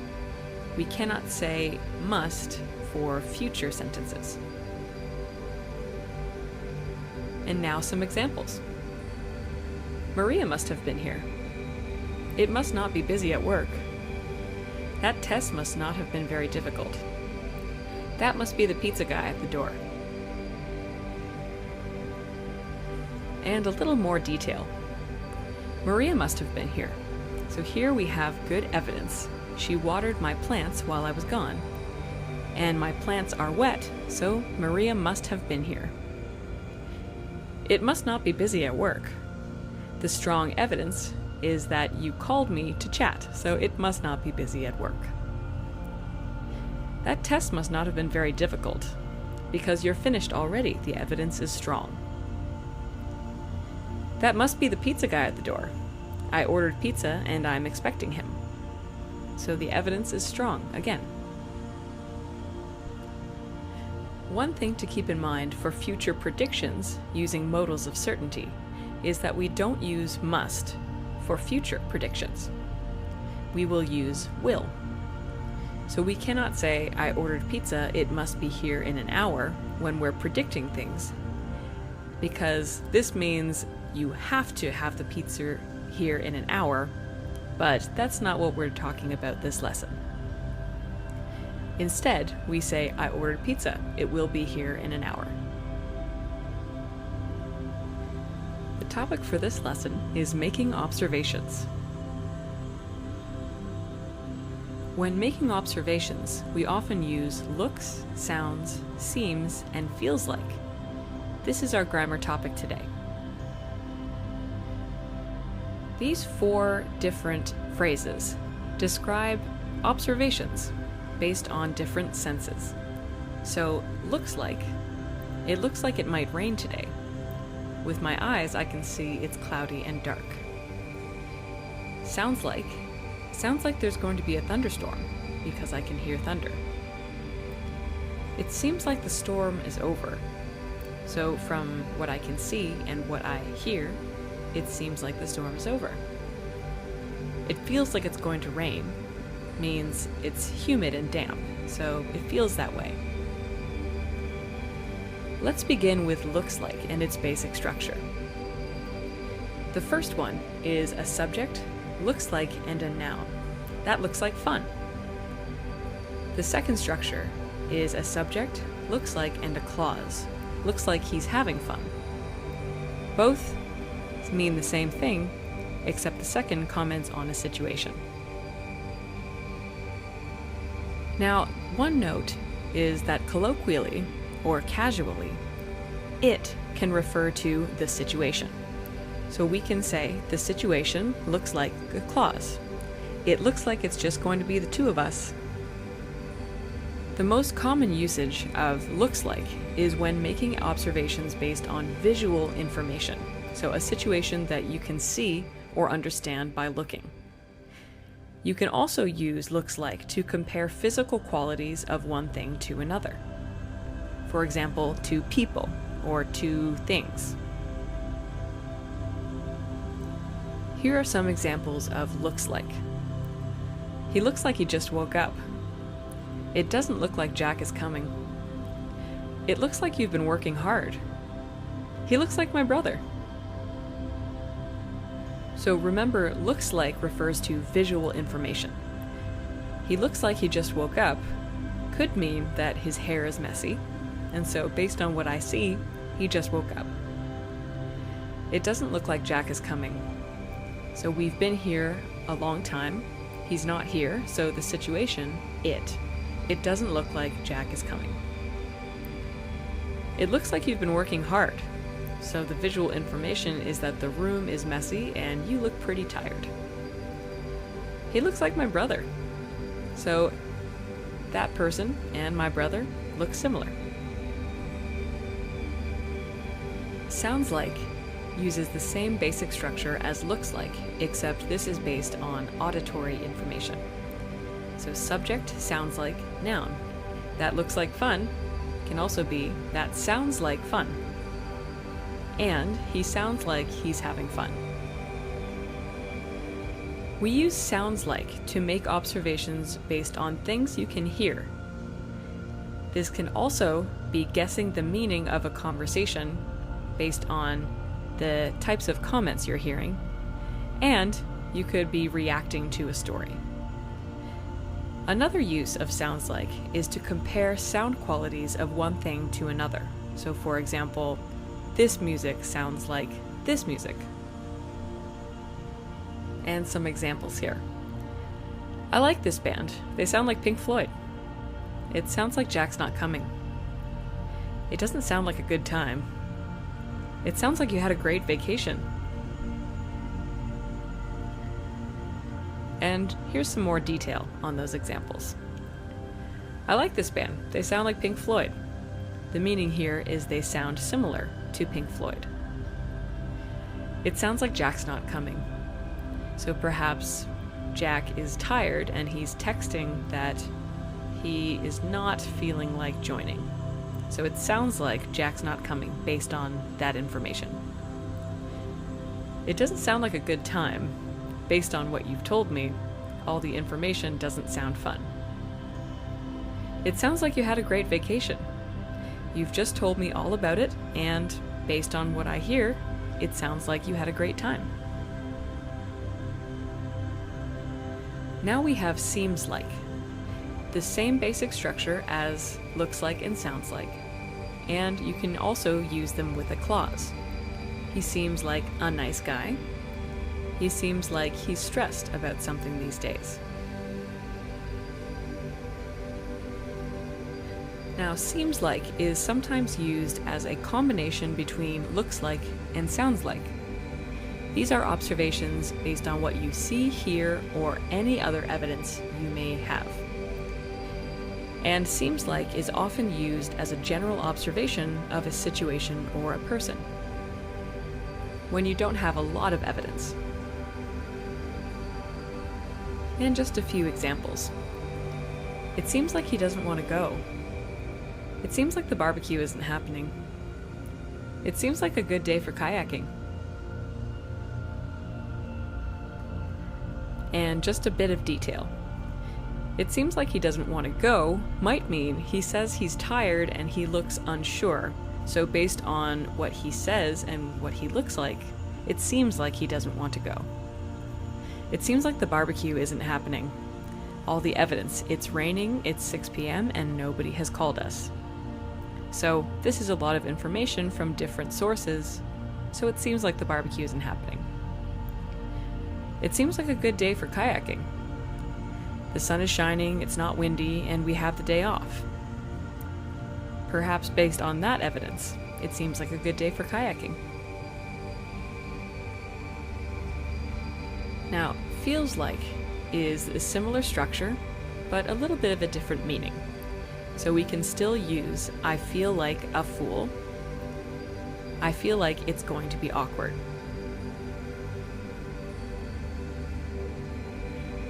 The most common usage of feels like are observations based on what you feel. Now, these may be physical feelings or unexplained feelings with very little evidence. This could also be used to describe what you want to do in the moment. And I feel like is often used with the subject I. So only you can really know how you feel about something. Some examples using feel like include the below. I don't really feel like going to the party. I feel like she's avoiding me. It feels like it's going to rain. I feel like it's a bad idea to go swimming.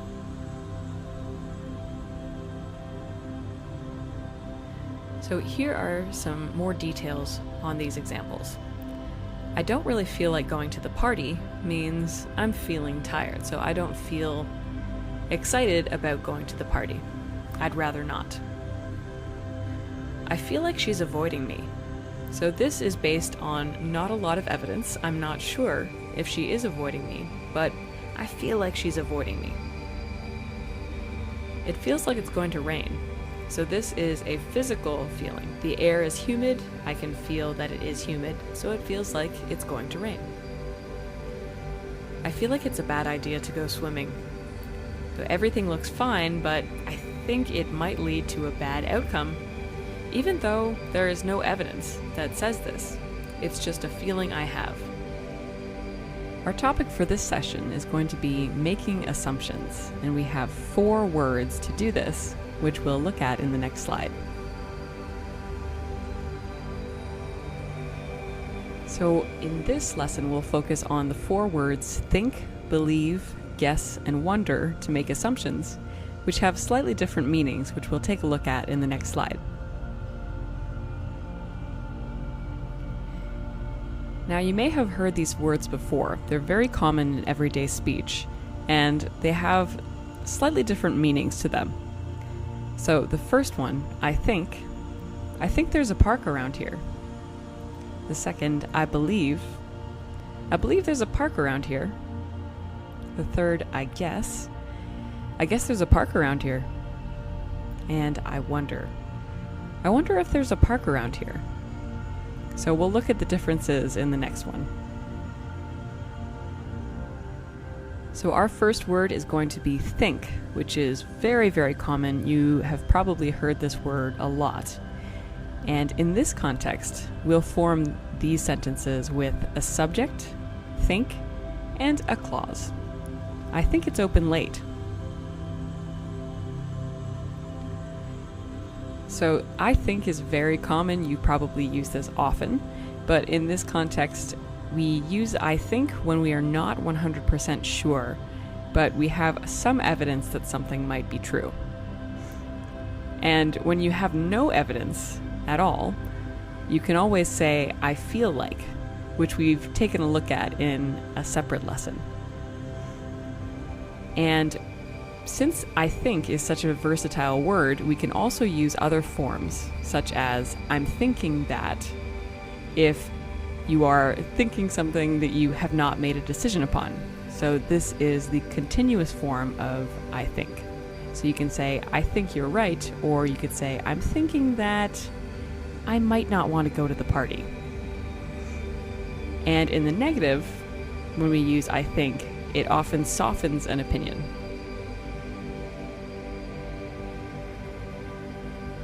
So let's look at some examples, because the previous slide had a lot of information on it. I think it's going to be a hot summer.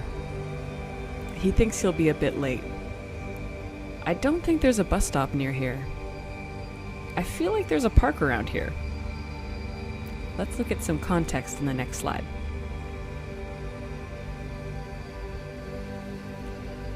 For the first sentence here, I think it's going to be a hot summer. We are not 100% sure. So this is the very common use of I think. So you think it's going to be a hot summer, but you don't know. He thinks he'll be a bit late. So he might be on time. He's not sure he'll be late, but it's likely he will be a bit late. So he thinks he'll be a bit late. I don't think there's a bus stop near here. This is maybe something you actually know, but it softens an opinion. And here we have I feel like, which is with no evidence. I feel like there's a park around here. So there's no evidence that tells you there's a park, but you somehow think or feel like there is a park around here. You could say that you use your intuition to know this one. Our second main word for making assumptions is believe. And believe is formed with a subject. I believe, she believes, he believes, they believe. Believe and a clause. So in this case, I believe there's a post office near here.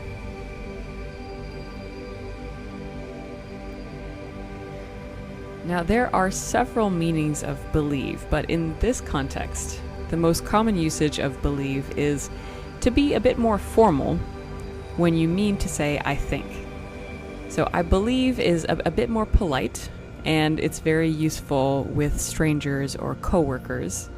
And there's a nuance that says that it is slightly more sure than I think. So you could say I think there's a park near here, but I believe there's a park near here is slightly more sure. And now on to some examples. I believe you can buy tickets in advance. I believe there's a bus stop nearby. I believe that place is closed already.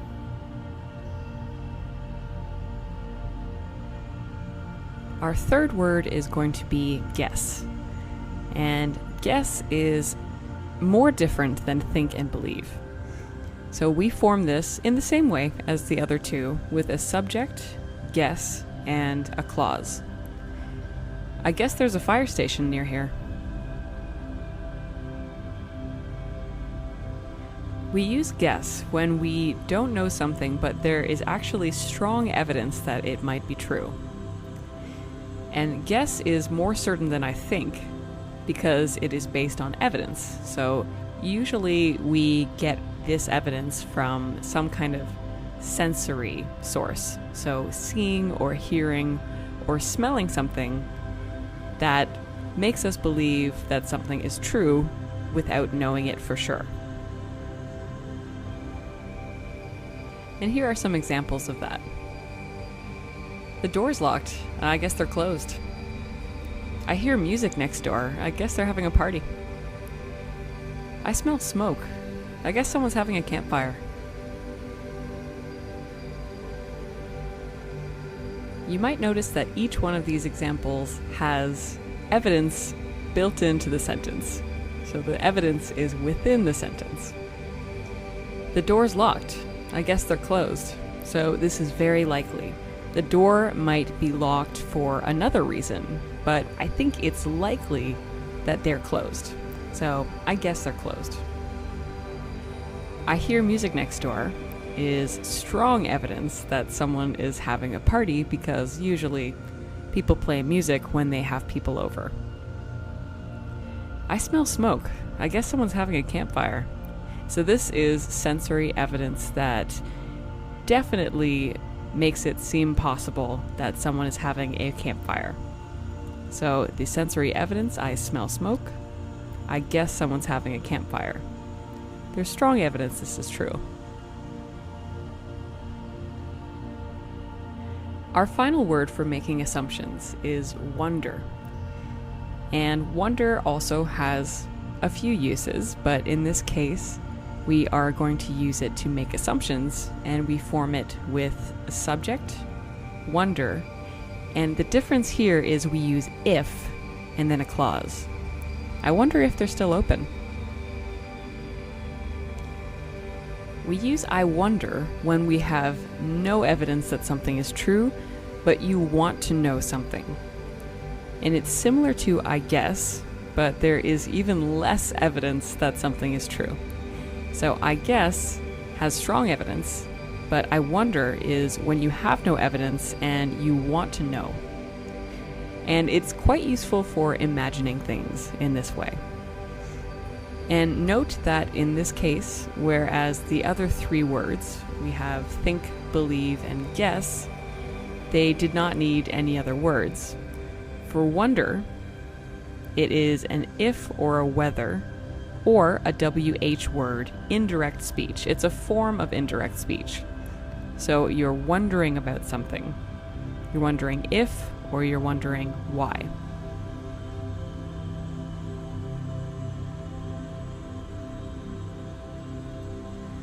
And finally, some examples of wonder. I wonder if they have champagne. I wonder if he's going to move back home. I wonder if we can make a reservation. Now take note, in these sentences, we use if after each one. You can use a WH word, but in these three, we're using if just to keep things simple. And remember that wonder is used when we have no evidence, but we're imagining things and we want to know something. I wonder if they have champagne. So you're not sure at all, there's no evidence, you just want to know. I wonder if he's going to move back home. This is imagining an uncertain future, so perhaps someone moved away a long time ago, and you have no idea if they're going to move back home. I wonder if we can make a reservation. I don't know, but we can find out. And it's something that you want to know, but don't. So you can use I wonder in this case as well. This lesson will talk about a night out.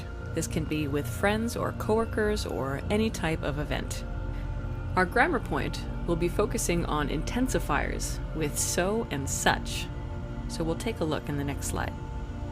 We're going to take a look at these 4 separate uses of intensifiers. They're very similar, but have different uses.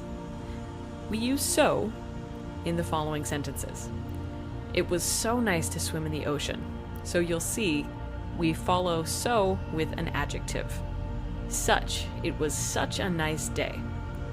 We use such when followed by a noun, and usually there is a and an adjective. So, that we use when it results in something. So it was so busy, another adjective, that we didn't stay for long. The result. Such that is similar, except we use it in much the same way as such. It was such a nice day that everyone is outside. We use sentences with so, using a subject, a be verb, so, and an adjective. I'm so tired these days. In this case, tired is the adjective. We'll often use this word with it to describe a situation. So it's so nice. It's also useful for emphasizing feelings or personal thoughts about a situation. And as well, we often use it with a to infinitive. Similar words to so are very and extremely, and can be used in much the same way.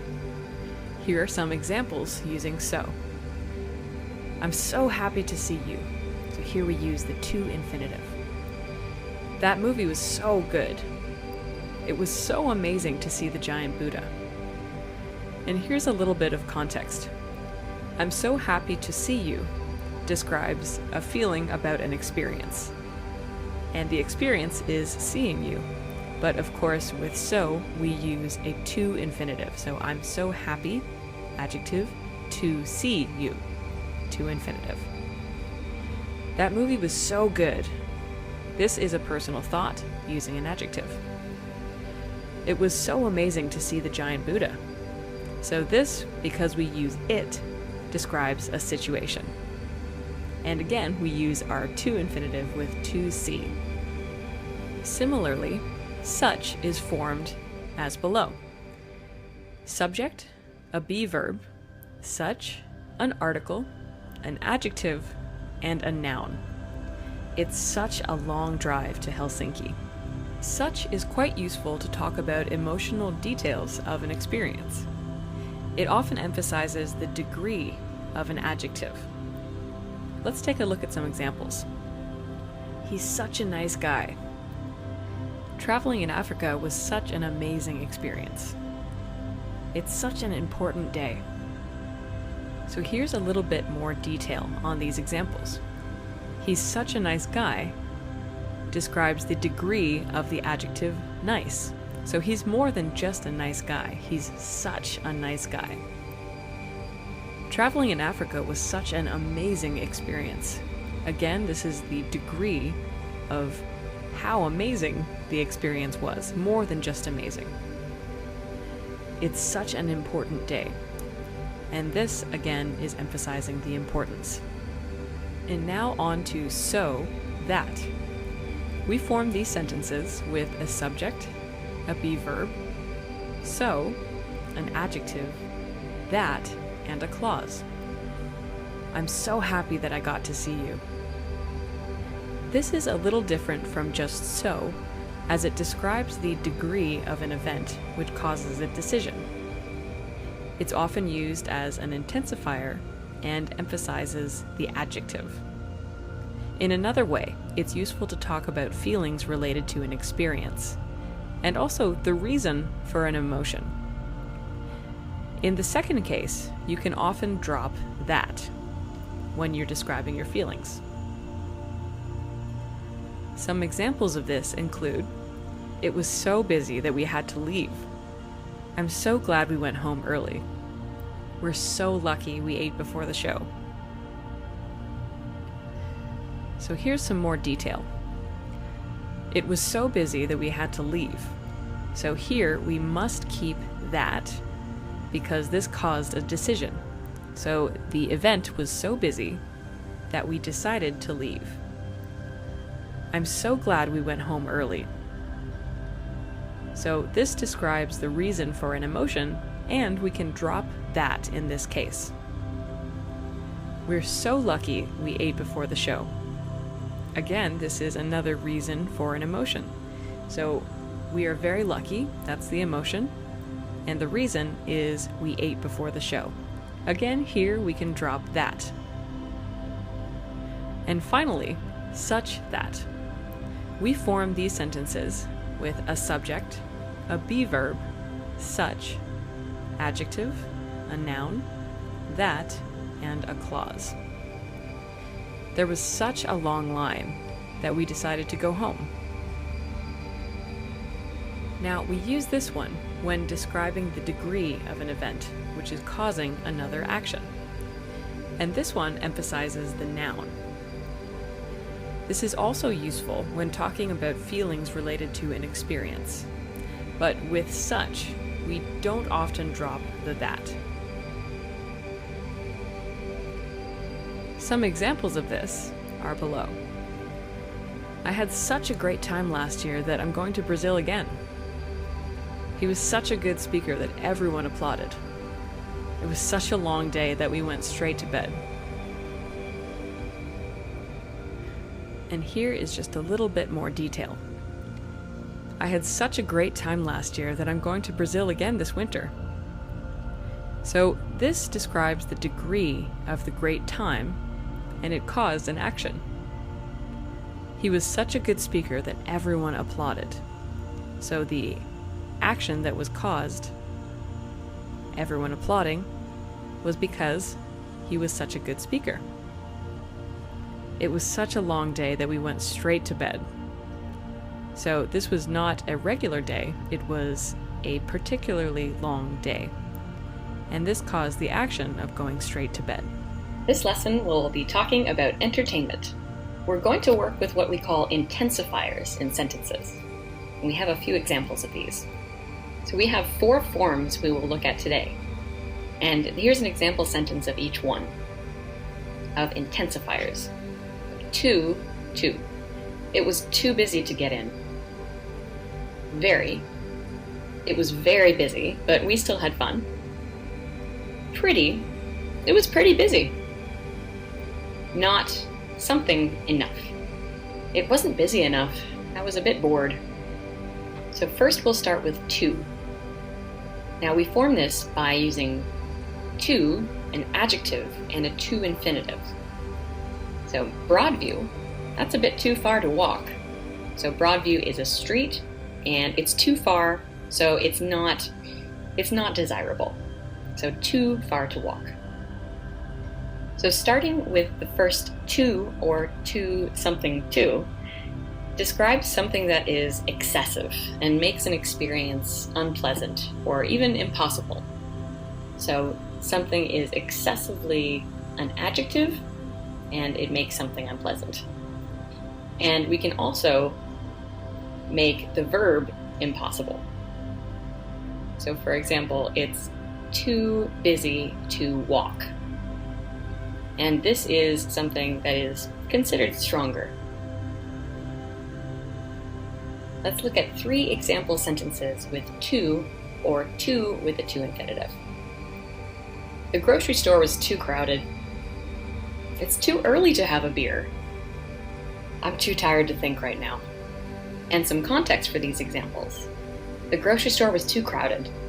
And the meaning behind this is, so I didn't go inside. It was too crowded. It's too early to have a beer. And the context here would be, so you shouldn't have one. So if you're having a beer, it might be a little unpleasant because it's the morning. It's too early to have a beer. I'm too tired to think right now. So right now, thinking will be difficult because I'm tired, making the situation unpleasant again. Our next intensifier is very. So this is a step down from to. It's not quite, it doesn't make something unpleasant. We use this by using a subject, a be verb, very, and an adjective. So it's a very calm neighborhood. And we use very, the intensifier, when we want to emphasize the adjective or adverb, or to make a statement stronger. So something isn't just beautiful, it's very beautiful. And when we want to use very, we can also use the more casual really. They have similar meanings. And not very actually has the opposite effect. So it's used to soften a negative opinion of something. So what does this look like in practice? Philip is a very nice man. The Louvre is amazing, but it's very crowded. It's not a very good movie. So let's look at what these mean when we add context. So here we use very because Philip is a very nice man. He's particularly nice. Not only nice, he's very nice. The Louvre is amazing, but it's very crowded. So this is almost too much, but it's still okay. We still enjoyed the Louvre. It's not a very good movie.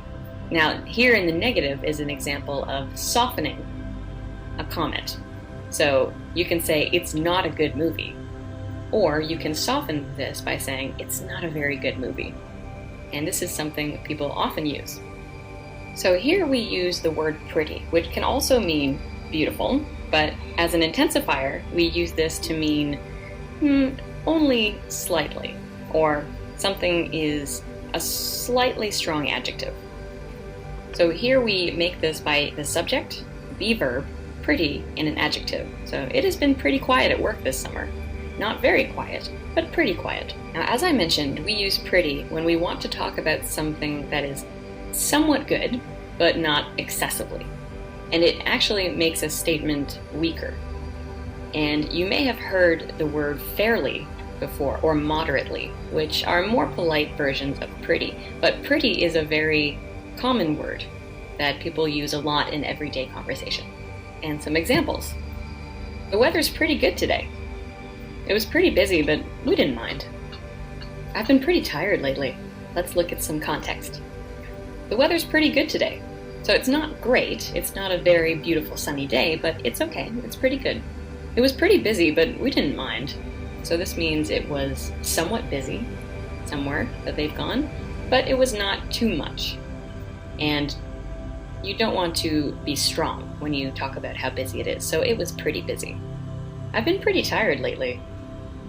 This means not excessively and not strong, but you've been pretty tired. I've been pretty tired lately. Now, not something enough can also be used with to, but we use this normally in the negative with a subject, a negative be verb, adjective, enough, and a to infinitive if we use this. So it wasn't warm enough to swim. So we usually use this set of phrases when something is or isn't the right amount needed.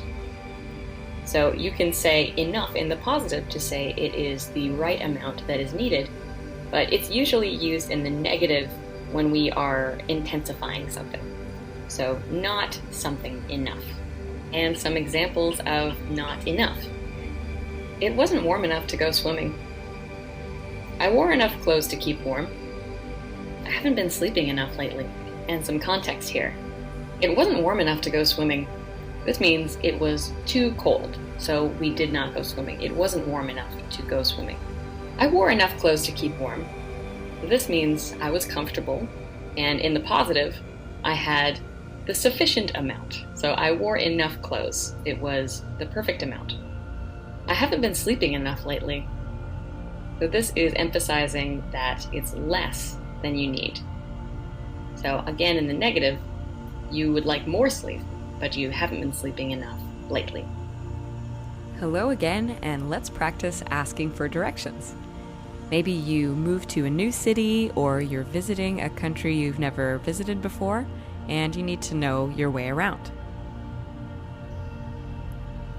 The grammar we'll be using in this lesson will be indirect questions. We will do a few kinds of indirect questions, but today's lesson will focus on a few forms in particular. So you may have seen this before. A question that sounds like, "Do you know what time it is?"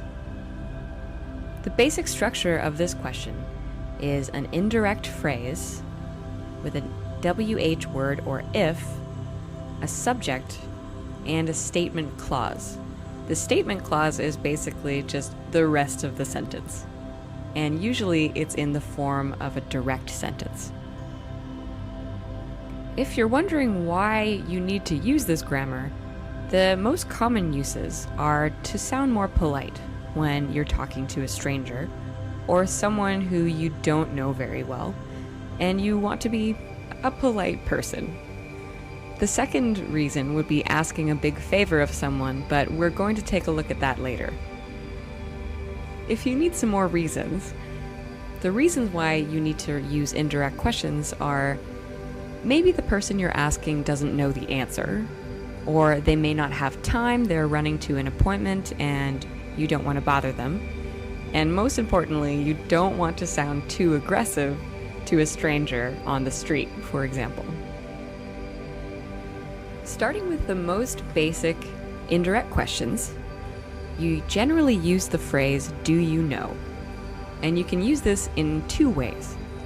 The first way you use with WH questions, so who, what, where, when, why, and how questions. The second you'll use with if and whether. So do you know if or do you know whether? Although if is more common for yes or no questions. So jumping right in, let's practice do you know with WH questions. You know, a simple question is formed like this: where is the bathroom? But an indirect question, do you know where the bathroom is? So the verb to be, which is changing position in the indirect question. Where is the bathroom?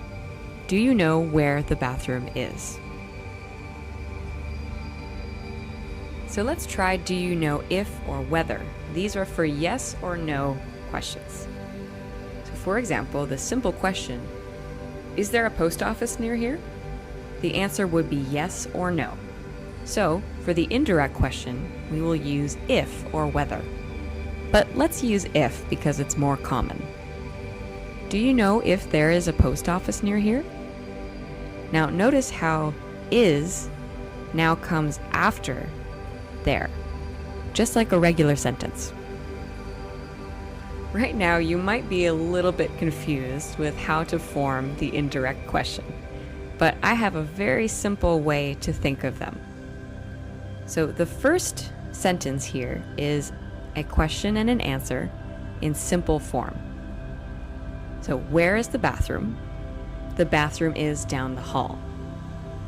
So for an indirect question, all you have to do is put do you know, take the WH question from the first question, and use the regular answer format for the rest of the question. So do you know where the bathroom is? Yes, it's down the hall. One exception in this situation is when you're using indirect questions with do, does, and did. Let's look at two examples. The first one, the direct question, when does the bar open? Now remember, in the indirect question, the second part of the question should be the same sentence structure as the answer. So, do you know when the bar opens? The answer is it opens at 11. The bar opens at 11. Do you know when the bar opens? And we get rid of does completely. The second situation, what does he do for a living? There are two kinds of the verb do in here. But remember, in the indirect question, you're using the answer form. So do you know what he does for a living? He does some kind of investing. So remember, the indirect form, the second part of the question, we use a standard answer form. Up until now, we've only used the first example, do you know, as the first part of an indirect question. But there are other kinds of ways to ask this question. And good news, they all use the same form. So you could say, do you know? Could you tell me? Or can you tell me? Could you tell me is a little more formal, and can you tell me is a little more casual.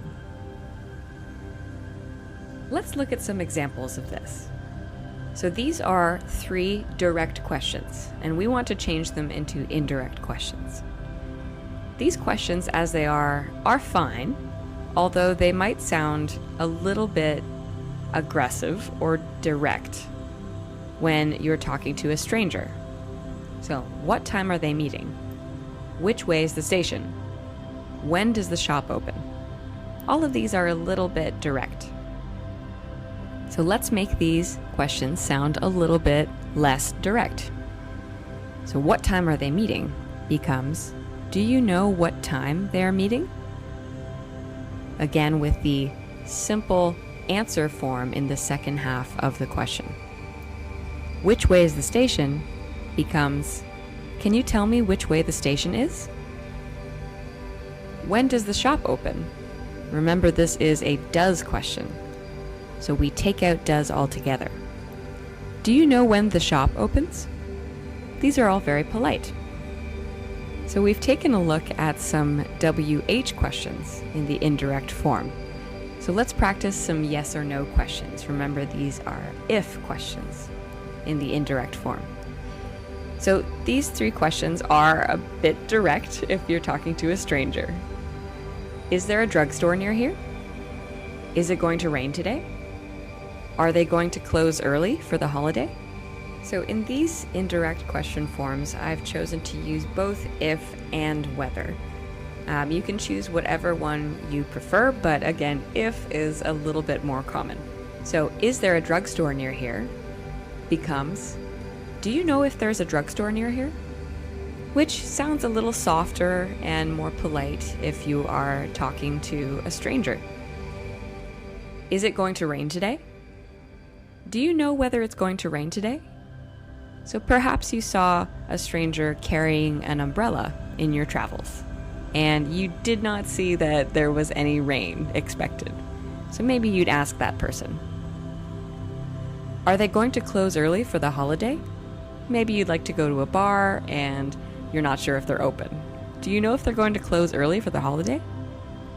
So we've now practiced indirect questions with WH words, indirect questions with if, and now there is actually also a way to answer with an indirect statement. So if someone asks an indirect question like, do you know where the stadium is and what time it opens? You might say, sure, it's behind Union Station, but sorry, I don't know what time it opens. Now notice the form is the same as forming an indirect question. So I don't know is like, do you know? And what time? And it opens.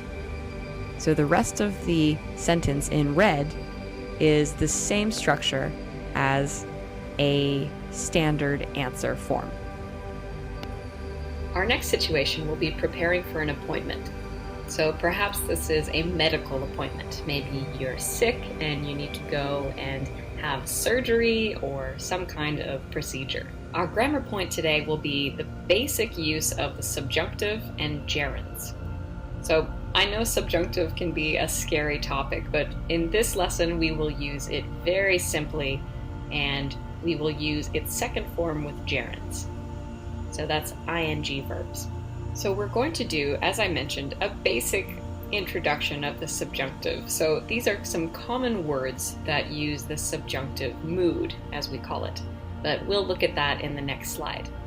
So some 5 of our most common words can be prefer, suggest, recommend, propose, and insist.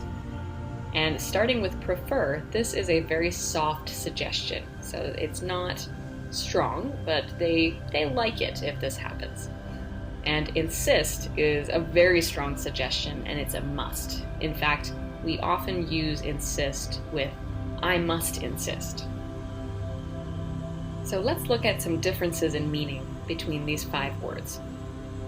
Prefer is normally we are happy if this happens, but if it doesn't happen, that's not a big deal. Suggest is a very common word, and it usually means it's better if this happens. Recommend is to mean this is usually a good idea, and recommend is a very, very useful word when you are giving advice. propose is an interesting word. It usually means I have an idea for the group. So if you propose something, it's usually for a group to consider. Insist, again, this is very important, a strong suggestion. You must do this. Now, usually when we use the subjunctive, we use two forms. So the subjunctive form is using that. But another way that we can use these 5 words is with an ing verb or a gerund. So consider the first sentence. I recommend that you buy tickets now. In this form, that is necessary, but buy is the simple form of the verb. So I recommend that you buy tickets now. And similarly, I recommend buying tickets now. Now, the difference between these two sentences is very small nuance, but basically these are the 2 kinds of forms we will work with today. Now, starting with the basic form of the subjunctive, the basic structure is subject, verb, that, object, and simple present verb. Now, the simple present verb is very important because with certain words, for example, we suggest, you can drop the that. So we suggest that you arrive 5 minutes early can also be, we suggest you arrive 5 minutes early. We most often use the subjunctive when giving formal advice on behavior to get the best outcome in the future. So it normally comes from an authority. So an authority is someone who usually knows better than you know. For example, doctors or business professionals. So this is why we will practice preparing for an appointment today, because this kind of advice usually comes from doctors or someone who knows what to do. As I mentioned before, often when you use this subjunctive, you can drop the that in most of these words. So you insist that, I suggest that, I recommend that, I propose that. With all 4 of these words, sometimes that is not necessary. The only word in this group of 5 that does require that is prefer. So you may have heard before, I prefer you to, which is not usual. So normally you would say, I prefer that you. But let's look at some examples of the subjunctive. She proposed that we set up regular appointments. I insist that you speak to a professional. They prefer that you make an appointment, but you can walk in as well. So notice the times where you can and cannot drop that. So some more context for these sentences. She proposed that we set up regular appointments. So with the word propose, it's a good idea for the group. So at these appointments, there will be more than one person. I insist you speak to a professional. It's very important, a strong suggestion and a must.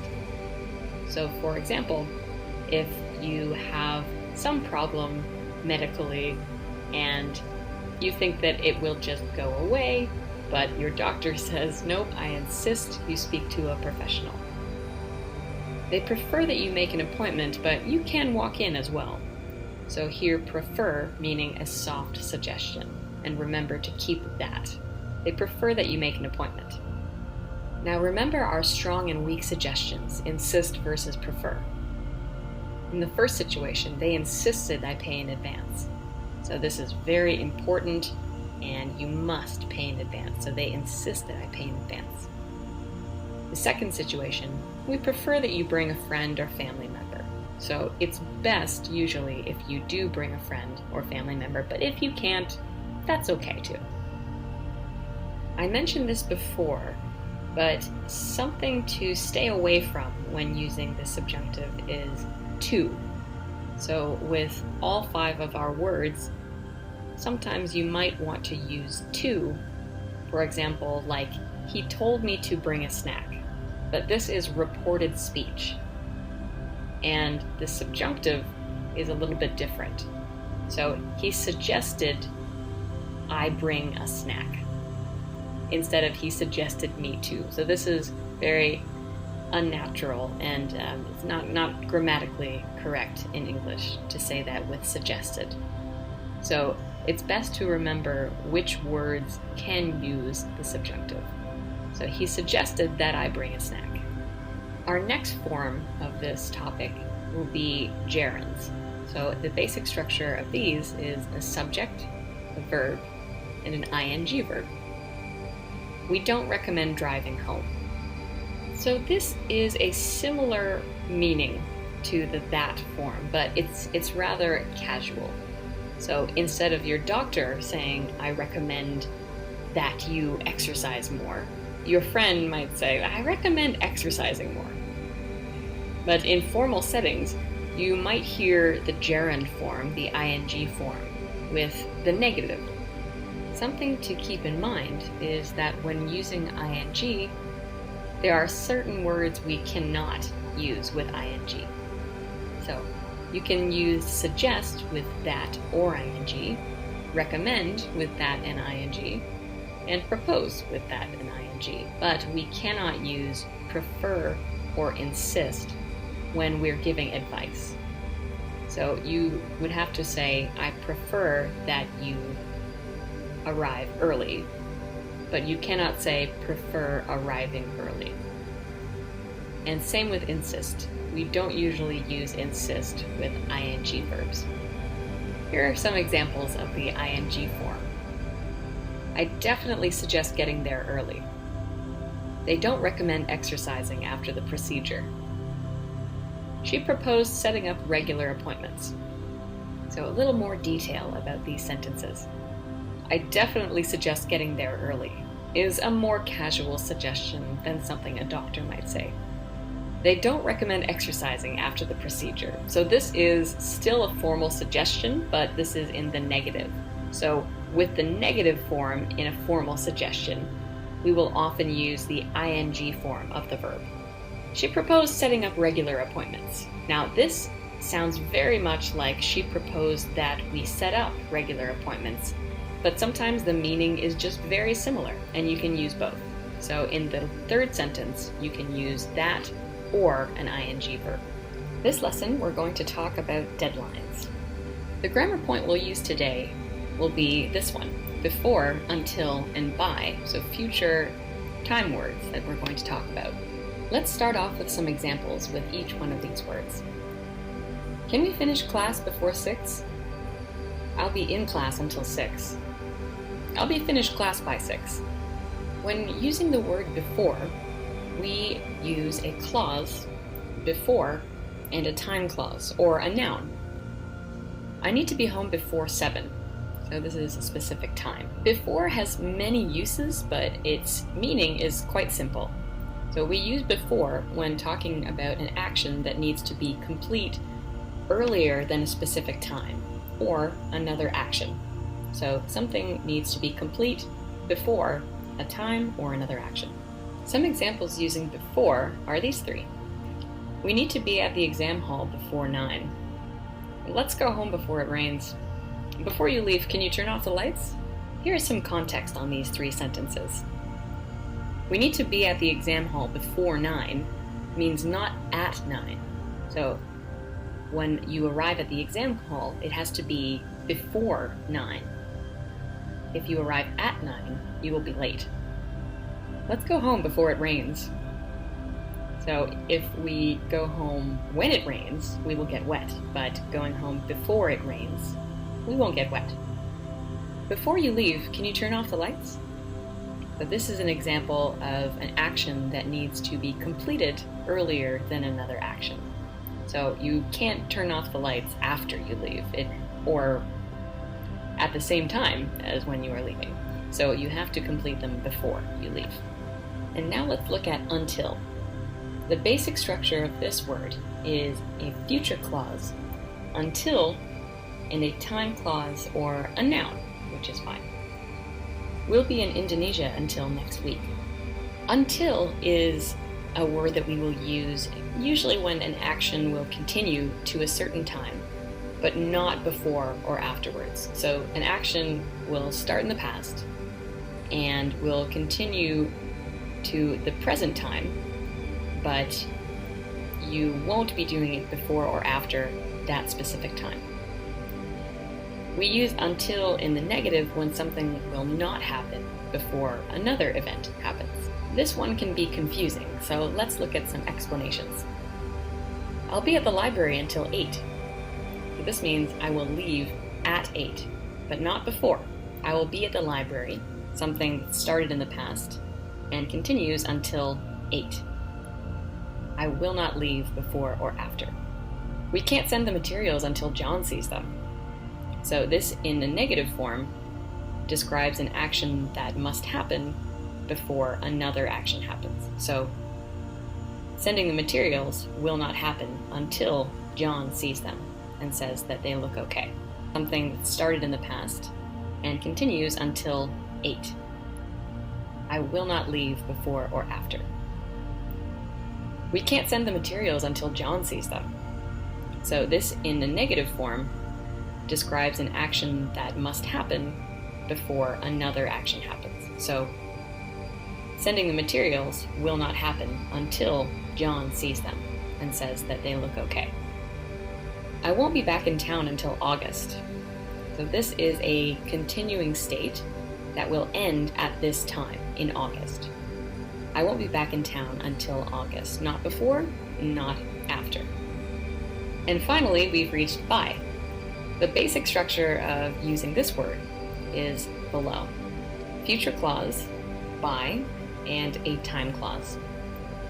I will finish the report by Friday. Now, by we use when talking about something that will be finished at a specific time, maybe before, but not afterwards. So let's take a look at some examples that explain this. So here we have 3 examples using by. I'll be back in Egypt by next summer. Can you finish this report by Friday? We'll be at your house by 7. So I'll be back in Egypt by next summer means maybe before. So maybe early summer, but definitely not by the fall. So I'll be back in Egypt by next summer. Can you finish this report by Friday? So Monday will be too late. So if you finish before Friday, that's great, but if you wait till Monday, this will be too late. We'll be at your house by 7. Maybe before, but definitely not after. This is kind of a promise that you will be there by a certain time. Until and by are actually quite similar, so let's take a look at the subtle differences between them. I'll be in class until 6 is something that will continue and finish at 6. I'll be finished class by 6 means I'm finished before or at 6. So a completed action in the second sentence and a continuing action in the first sentence that will stop at 6. The situation for this lesson will be starting a new job, and there are a number of things you can use often when you're doing this. So the grammar point in this lesson will be causative verbs, and these more common words are ask, get, have, make, and let. So this grammar point is just like it sounds. Causative verbs are when one person or thing causes another person or thing to do something. Now, it's very common to use this when you need someone to do something for you, or if someone needs you to do something for them. Hence, this is why they're called causatives. So we're going to work with these 5 common causative words just to get us started, because these are very common and you'll hear these a lot. She asked me to stay late. She got me to take notes for her. She had me take some notes. She made me lead the meeting. She let me start at 10 a.m. So while all these words are quite similar, the nuances make them have sort of different meanings. So let's take a look. She asked me to stay late. In this case, I did have a choice. I could say no, but she was being polite and she asked me to stay late. She got me to take notes for her. This is something I maybe didn't want to do, but she was very convincing, and somehow she convinced me, and I took the notes for her, so she got me to take the notes. She had me take some notes. In this case, I didn't have a choice, but maybe because she's my boss, I was quite neutral because it's my job. So she had me take some notes, and I did. She made me lead the meeting. I did not want to, but I had no choice, and she forcefully caused me to lead the meeting. She let me start at 10 a.m. In this case, I wanted to. This one is more fun. So she let me start at 10 a.m. I wanted to start at 10 a.m. and now I am starting at 10 a.m.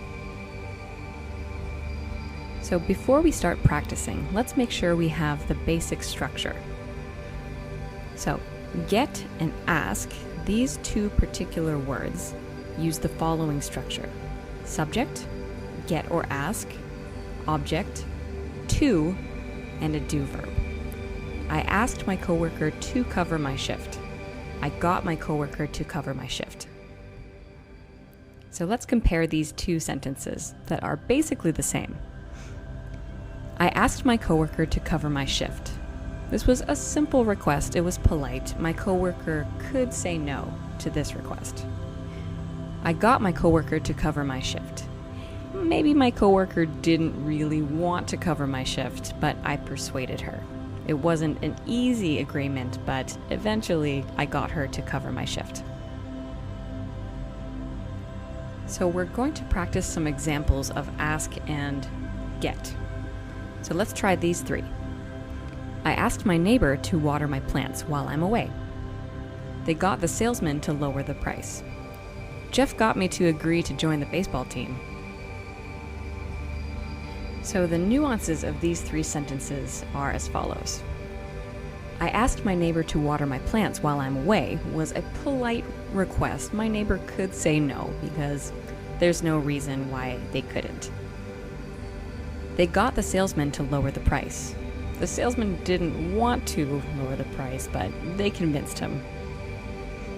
As it's his job to get the highest price, but somehow they were very good talkers, very smooth talkers. Jeff got me to agree to join the baseball team. I didn't really want to, but Jeff was very convincing, and so I joined the baseball team, even though it wasn't my favorite sport. Moving on to have, make, and let, the basic structure is a bit different. Here, the subject, have, make, let, and the object are followed by a do verb, and there's no to. I had my brother drive me to the airport. I made my brother drive me to the airport. I let my brother drive me to the airport. So to expand on these sentences, let's look at the same sentence with very similar words. I had my brother drive me to the airport. He didn't mind, but he didn't have much of a choice, but it wasn't a big favor. I made my brother drive me to the airport. He didn't really want to, but I drove him to the airport last time, so he owes me a favor. I let my brother drive me to the airport. Maybe he's young and he just got his driver's license and he wanted to drive me to the airport. He needs the practice. Here are some examples of have, make, and let. So let's see what we can see. My friend made me watch a terrifying horror movie last night. I had my landlord fix my broken window. My friend let me drive his McLaren. Okay, some expanded sentences here.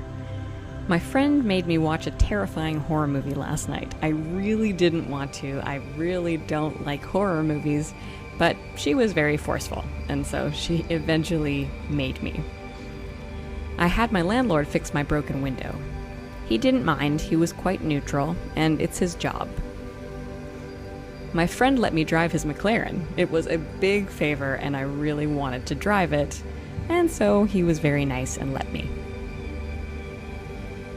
So before we practice, let's do a quick review of structure. I'll ask my friend to help us move. I got my coworker to cover my shift. Ask and got both require to before the verb. My mom had my brother pick me up. My doctor made me eat less meat. I let my dog sleep on the bed. So had, made, and let just require the do verb. Pick, eat, sleep. For this lesson, we're going to practice preparing for a meeting. I know there are many ways you can use the grammar point today, but we're going to practice this in a workplace situation, just to mix it up. The grammar point we're going to practice this time is called the passive voice, and there are many uses, but we're going to practice it in terms of completing tasks and just being a little more polite. So I like to introduce the passive voice by comparing it to two other kinds of grammar that are often used. So the past simple versus the past perfect versus the passive voice, which is today's grammar point. Did you submit this? This is a plain question and tends to sound a little more aggressive compared with, have you submitted this? I asked you to do this and it's expected, but it sounds a little less aggressive. Has this been submitted? Again, this is an expected action, but it sounds much less aggressive because you is not present. And the main topic is the paper or the project that they want to be submitted. I know this might be a bit of a tricky grammar point, so let's look at some common usages in everyday life. So we use the passive voice to sound more formal with a boss, a teacher, or a senior, so at work or at school or someone who is older than you, and you want to show respect. You can ask about tasks using the passive voice, and there are a lot of examples using completed or submitted and words like this. A main use of the passive voice is when the subject is less important or it's unknown compared with the object. So maybe you want to emphasize the object more than the subject. And finally, as we mentioned, it does sound less aggressive and less accusing. So there are some more common tenses when we use the passive voice. So today we're going to focus on just these 4 tenses in terms of using the passive voice, just to get us started. So the first one is simple past. I sent the materials yesterday. And the passive form of this, the materials were sent yesterday. So the object of the first sentence, the materials, is now the beginning of the sentence in the passive voice. In present perfect, we have sent the materials. The passive voice is the materials have been sent. So perhaps we are not very important. What is important are the materials. So they start the passive sentence. Present continuous. We are reviewing the materials. The passive version, the materials are being reviewed. So maybe, again, we aren't as important as the materials. Simple future. I will send the materials shortly. The materials will be sent shortly. In this case, perhaps we aren't sure who will send the materials, but they will be sent shortly. Now, to make the passive voice from a basic sentence, we use the following: a subject, a be verb, and a past participle. So the subject, the report, was submitted last week.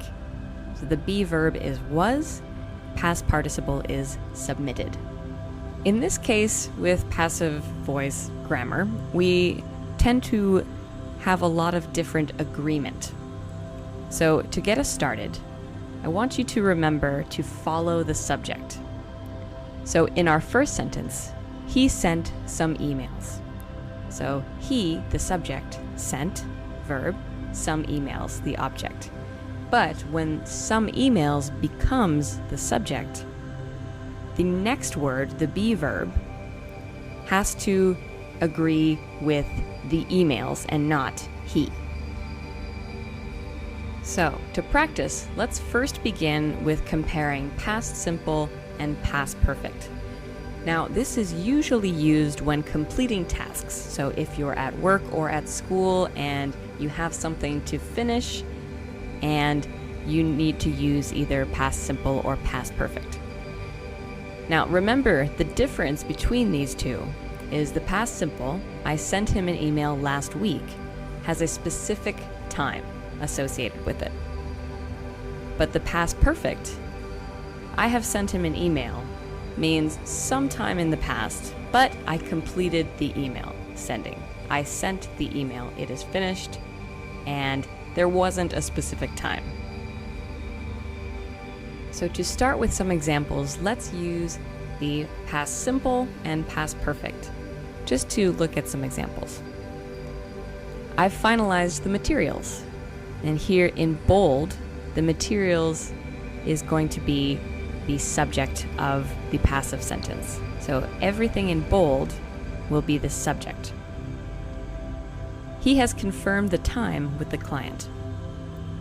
They booked a meeting at 8 a.m. tomorrow.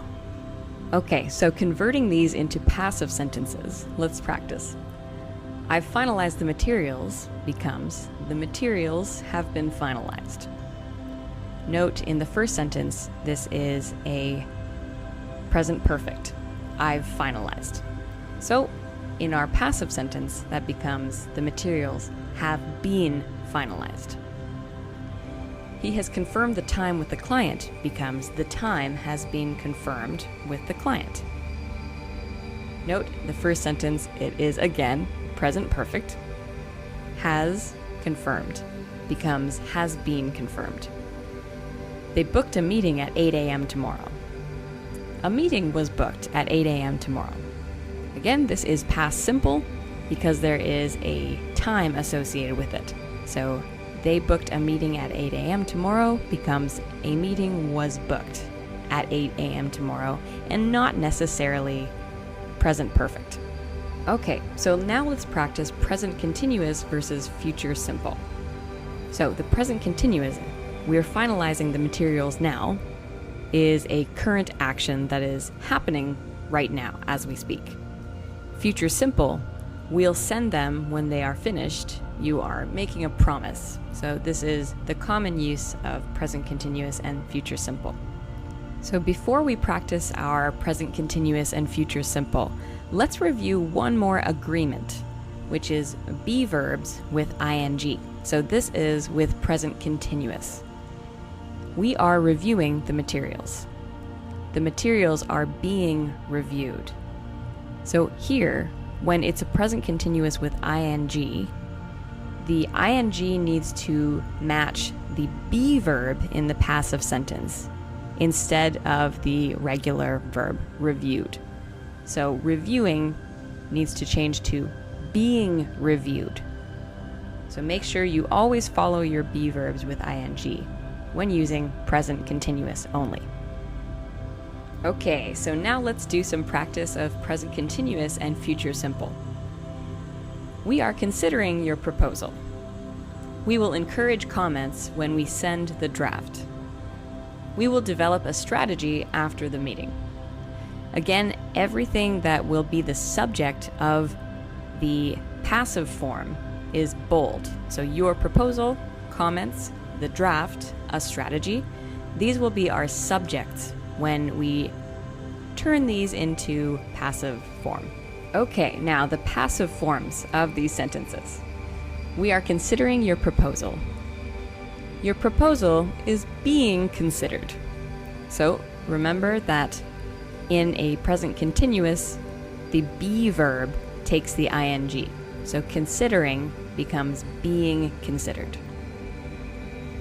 We will encourage comments when we send the draft.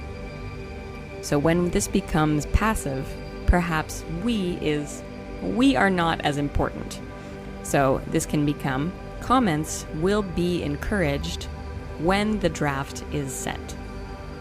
So the draft hasn't been sent yet, but when it has been sent, comments will be encouraged. So that's a future promise. We will develop a strategy after the meeting.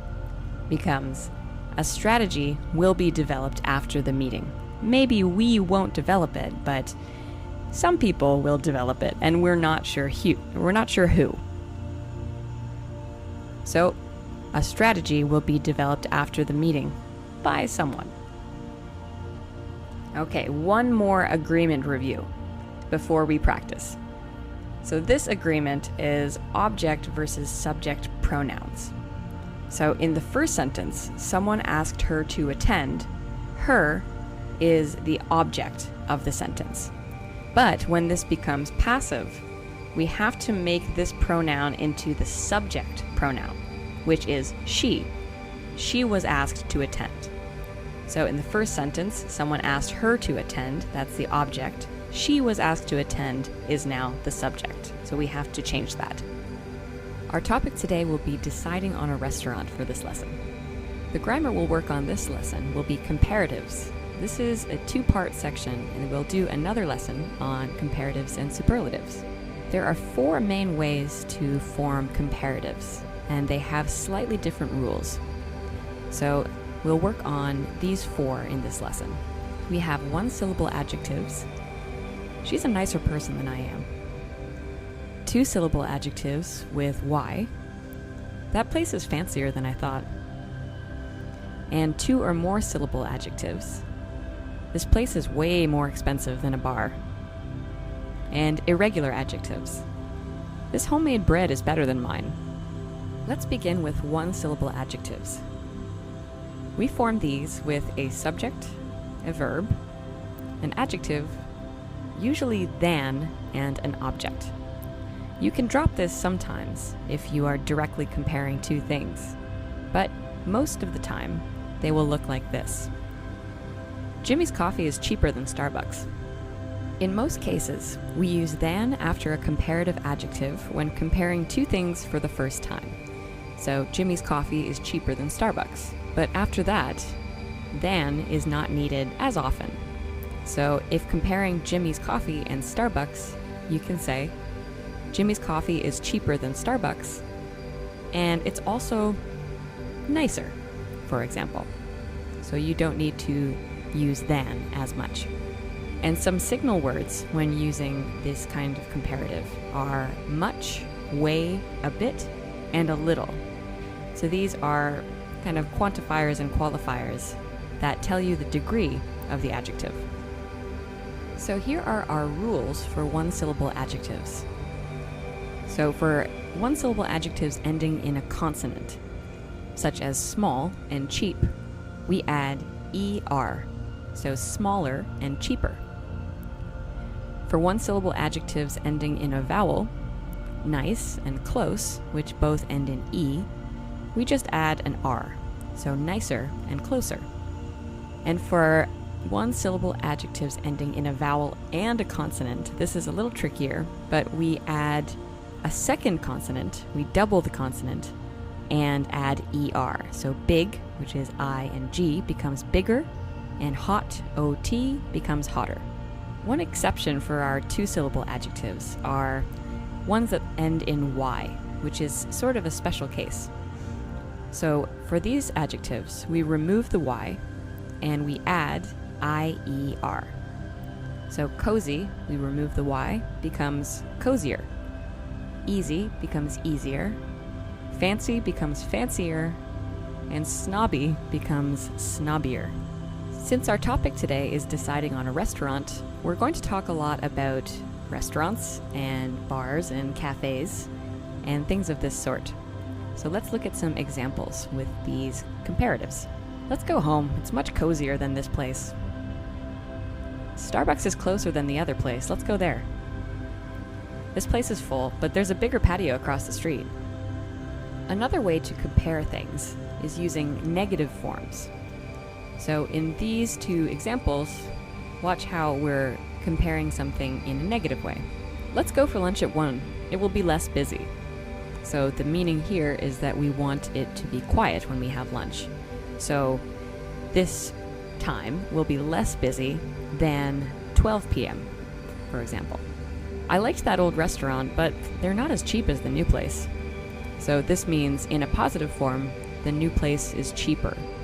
But we want to compare the old restaurant in a negative way, something that they don't have compared to the new place. So they're not as cheap as the new place. Let's move on to 2 or more syllable adjectives. And these are separate from those ending in Y, so this is a separate rule. We usually form these with a subject, a verb, more, an adjective, than, and an object. It's a bit more sophisticated than I thought. And in this case, if you are making a negative comparison, we can switch more for less. And so this is when something is lacking or not quite good, for example. So it's less sophisticated than I thought. So here are some more details about that. For longer adjectives, we add the words more or less and then use the basic form of the adjective. So we don't have to transform, we don't have to add ER. And when we use negative forms, a good tip is to use the term a bit, which is a quantifier to soften a criticism. And some signal words you might look out for are much, way, a bit, and a little. Let's take a look at some examples. So take a look at these 4 words. Notice they have more than 2 syllables: comfortable, casual, laid back, and expensive.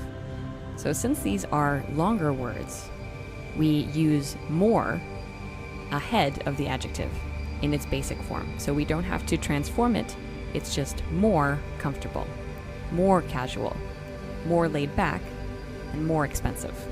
And as we mentioned, here are our negative forms, so some things that are lacking in something.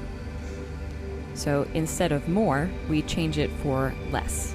And we can also say not as bad as something, for example.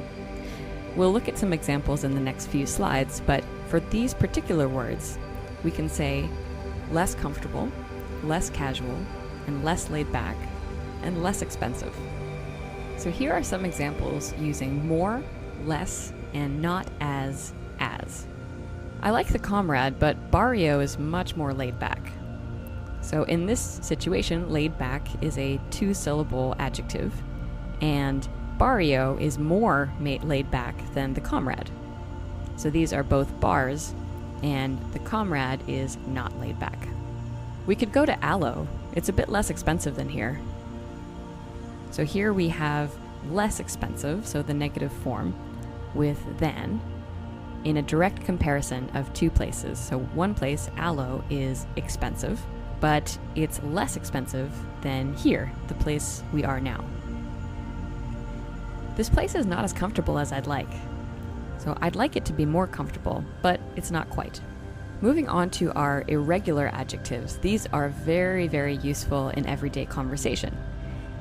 And let's take a look at how we form them. We use a subject, a verb, an adjective, than, and an object. This is a general form, but there are many ways to say this. This beer is much better than the one before. So better here is from good. Let's take a look at some more irregular adjectives. So these are 4 very common irregular adjectives and what they look like in their comparative form. So good becomes better, bad becomes worse, far becomes farther, and little becomes less. And notice we use less in the negative forms of comparing 2 or more syllable adjectives. So less is a very convenient irregular adjective. Now let's look at some examples of irregular adjectives. And you might notice these are probably the most common ways of comparing 2 things, especially when we're talking about restaurants. I think Sukiya is way better than Yoshinoya. So in this case, one place I like more than the other one. This place was bad before, but the food is worse than last time. We could go to Jimmy's, but it's a bit farther than this place. So notice these are regarding quality and distance, and these are very common. Sometimes we use set phrases when we're comparing things, not in a specific way, but in general, or compared to something that you thought beforehand, or something that you prefer. So we often use words like better, or not as good as, not as busy as, or last time in this situation. So we can say, it's better than I thought it was going to be, or just, it's better than I thought. So this means you had expectations before, and now the current reality has exceeded your expectations. It's not as good as I thought it was going to be. In this case, it did not meet your expectations. It's not as busy as I'd like it to be. Also did not meet. It's better than it was last time. This is exceeding expectations. Welcome back to another lesson, and today we're going to practice setting up a meeting as our topic. And the grammar point today is going to be reported questions, which can be a little bit complicated, but I think will be just fine. So the most common form of reporting questions is using the word ask, and there are many forms we can use. He asked me to bring some ice. He asked me if I was attending the meeting. He asked me where I was going. So we have to, if, and where. And we also have alternative forms. He's asking when you want to meet. Jeff was wondering if you finished the report. Pranav wanted to know when you were leaving. So let's break this down into different sections. And we'll start with ask someone to. So we form this by using a subject, the word asked, an object, to, and a basic verb form. So a to and infinitive. She asked me to wait for a moment. And the most common usage of ask to is when we are reporting polite requests. So there are many ways to make the request, but the easiest way to report the request is ask, as we mentioned. But we'll look into these alternative forms in the next slides. The important thing about ask to is that no backshifting of tenses is needed. So you don't need to change am to was, and you can just leave it just as is. And some signal words that will tell you when to use this kind of reported speech could be, would you mind, could you, or can you? And now some examples of reporting these ask to sentences. So the first sentence here is the direct question. Would you mind shutting the door? So we report this by saying, she asked me to shut the door. She asked me to shut the door. Now notice that would you mind shutting is a way of politely asking someone to do something for you. So would you mind shutting the door is also a polite request. Could you send me the details? Turns into, he asked me to send him the details, and this is another form of a polite request, could you? And yet, the report is still asked me to. Can you pass me the stapler? He asked me to pass him the stapler. This is more casual. Now, before we start to take a look at ask, if, whether, or WH words, we're going to take a look at the basic form, the basic sentence structure of reported questions. You may have seen this slide from our other lesson on indirect questions, but the basic form is this. The question is, where is the bathroom? The answer, the bathroom is over there.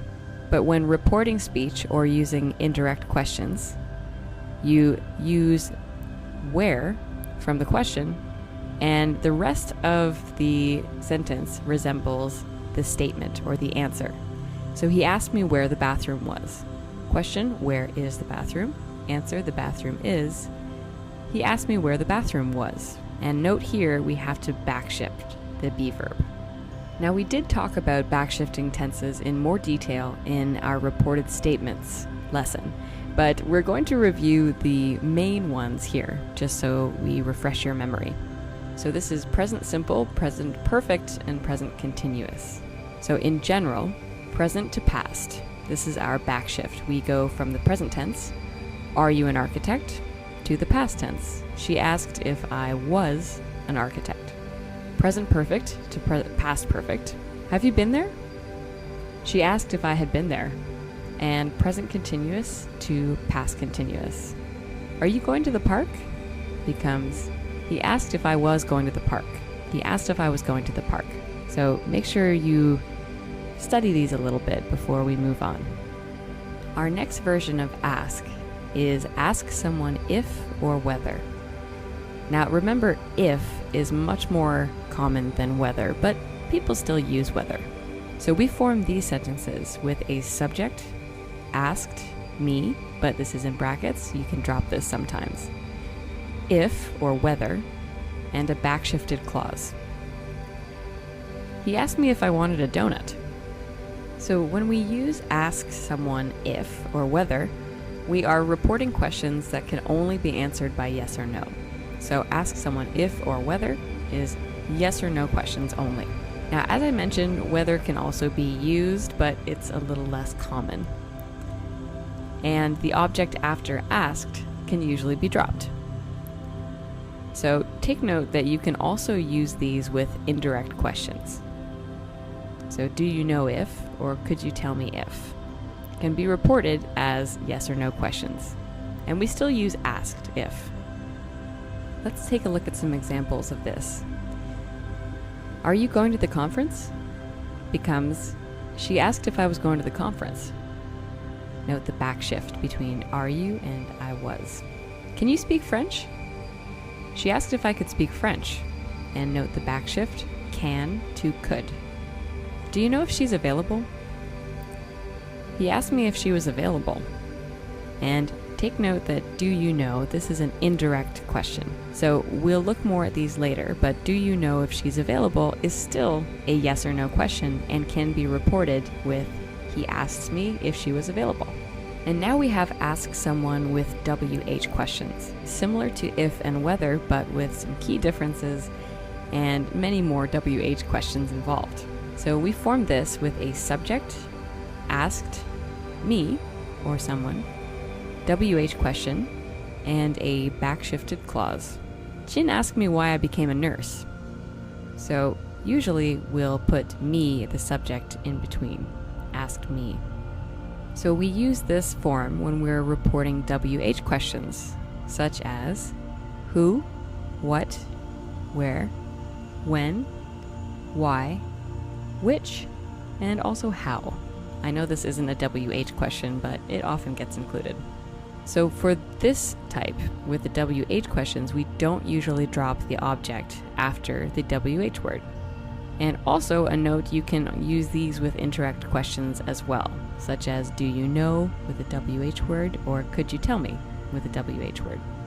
Okay, and some examples of WH words. Where is the conference this year? Is the direct question. He asked where the conference was this year.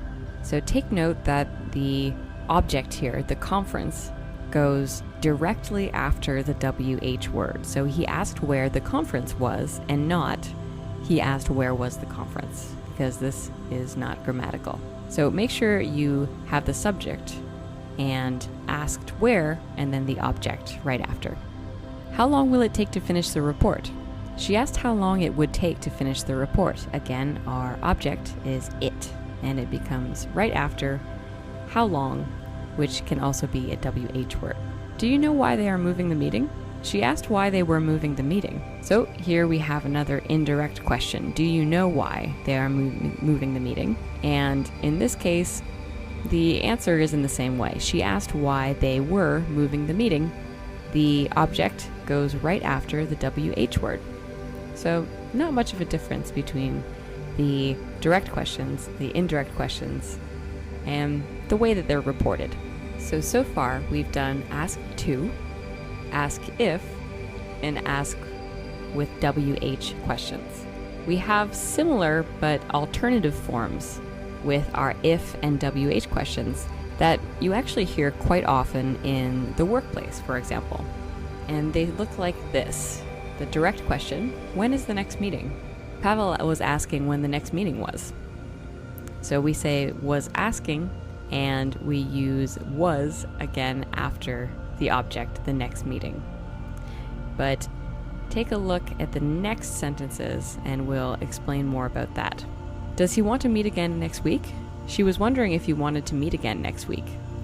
Note we have to backshift from want to wanted. When will he be free? Kelly wanted to know when you would be free.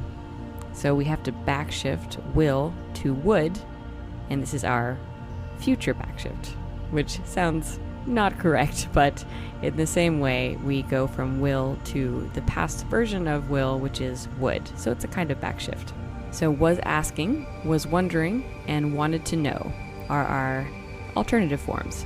And here's a bit of a different situation with our alternative forms. The previous slide, we had our past situation. So she was asking, he was wondering, and Kelly wanted to know. So in this type, we are directly reporting forms, which means there's no backshift. So in this case, someone maybe is telling you something right now, or is in the process of wanting to know something. So it usually implies some kind of active question. So for example, when is the next meeting? Pavel is asking when the next meeting is. So here we don't have to backshift because it's a direct report. So perhaps Pavel is on the phone. Does he want to meet again next week? She's wondering if you want to meet again next week. Again, we're not backshifting because perhaps this is a directly reported question when someone is on the phone. When does the next flight leave? Kelly wants to know when the next flight leaves. So then this is again an active question. Maybe the flight leaves soon, and it's very relevant. So here we have some details about the types of alternative reported questions forms we can use. So the most common ones in usage are is asking, and the meaning here is when the question needs to be answered now or soon. Again, it's something that is active and perhaps being directly reported.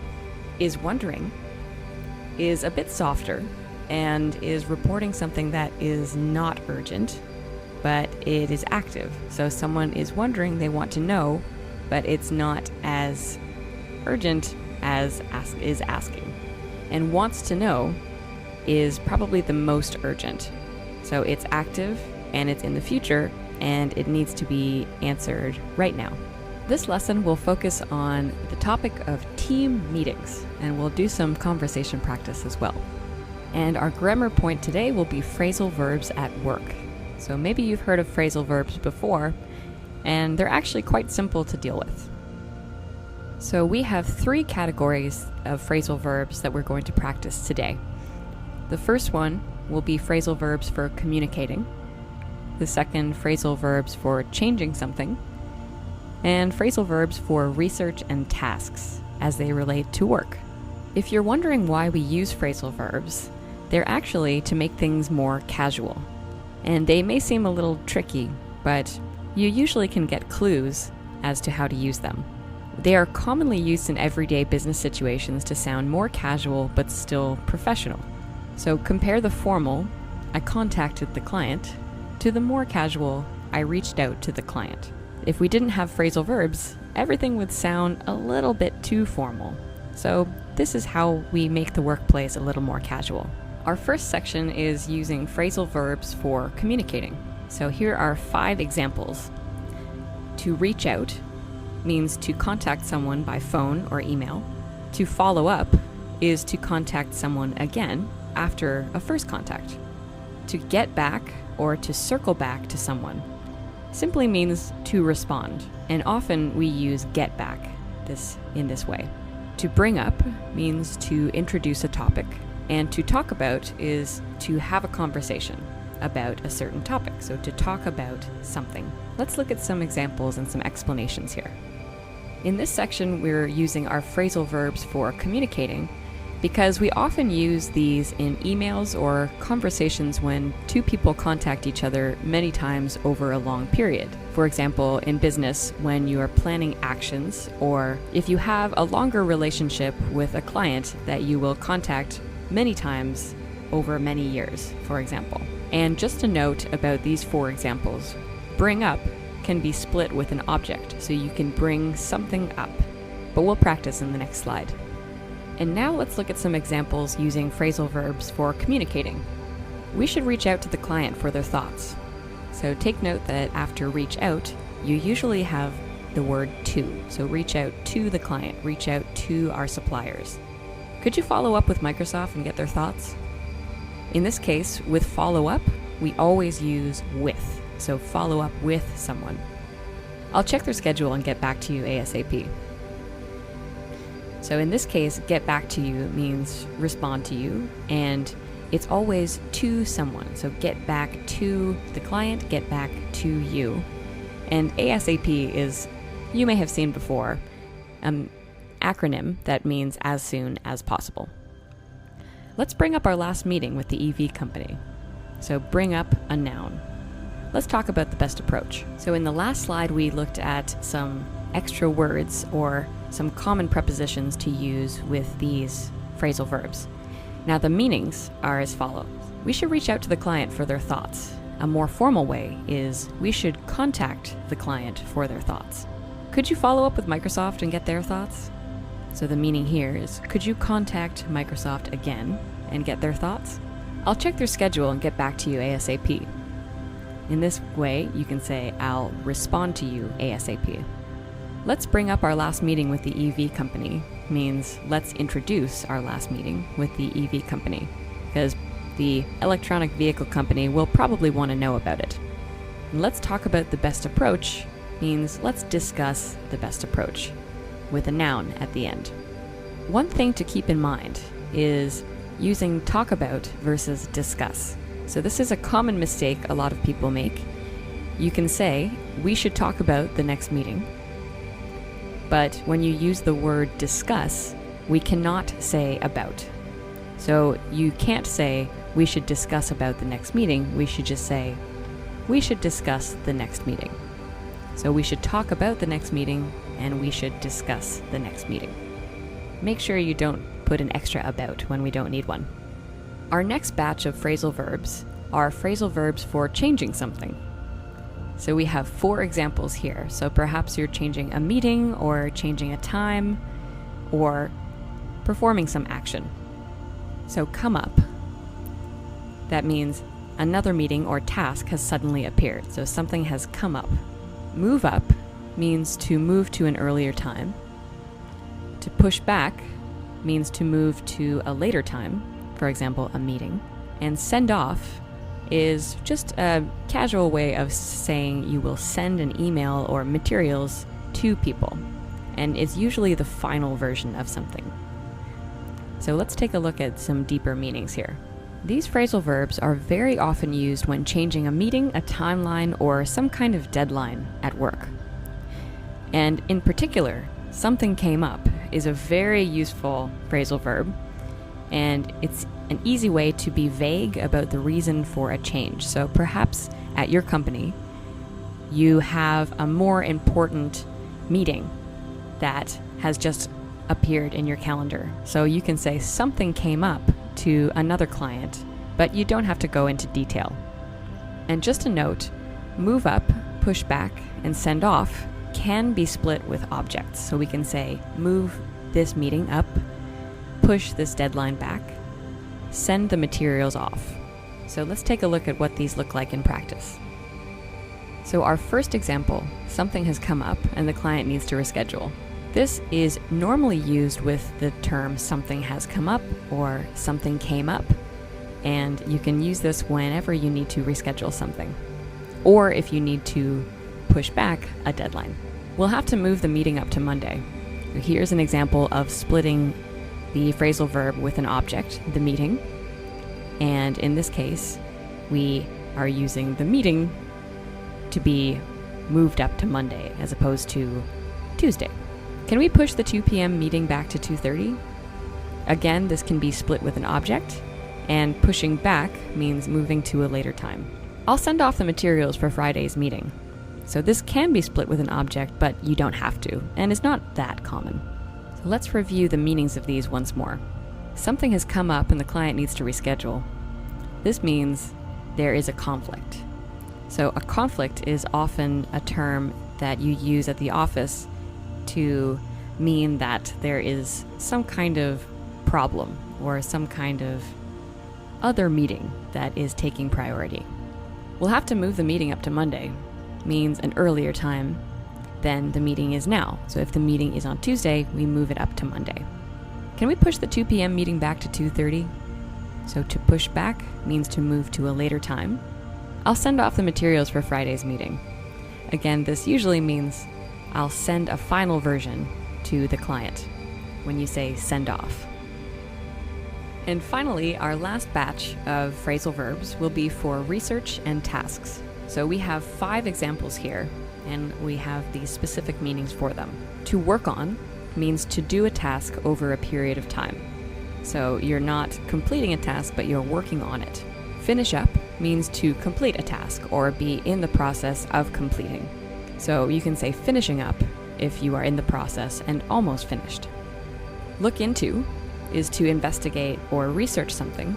To come across means to learn or see something by chance while you're researching.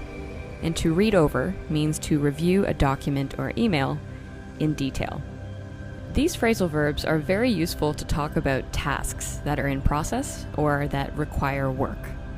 And according to our topic today, they are very useful in team meetings to talk about your progress. So if you are in a meeting at work with your team and you are talking about tasks that you are completing or that you have completed, we can use these phrasal verbs very easily.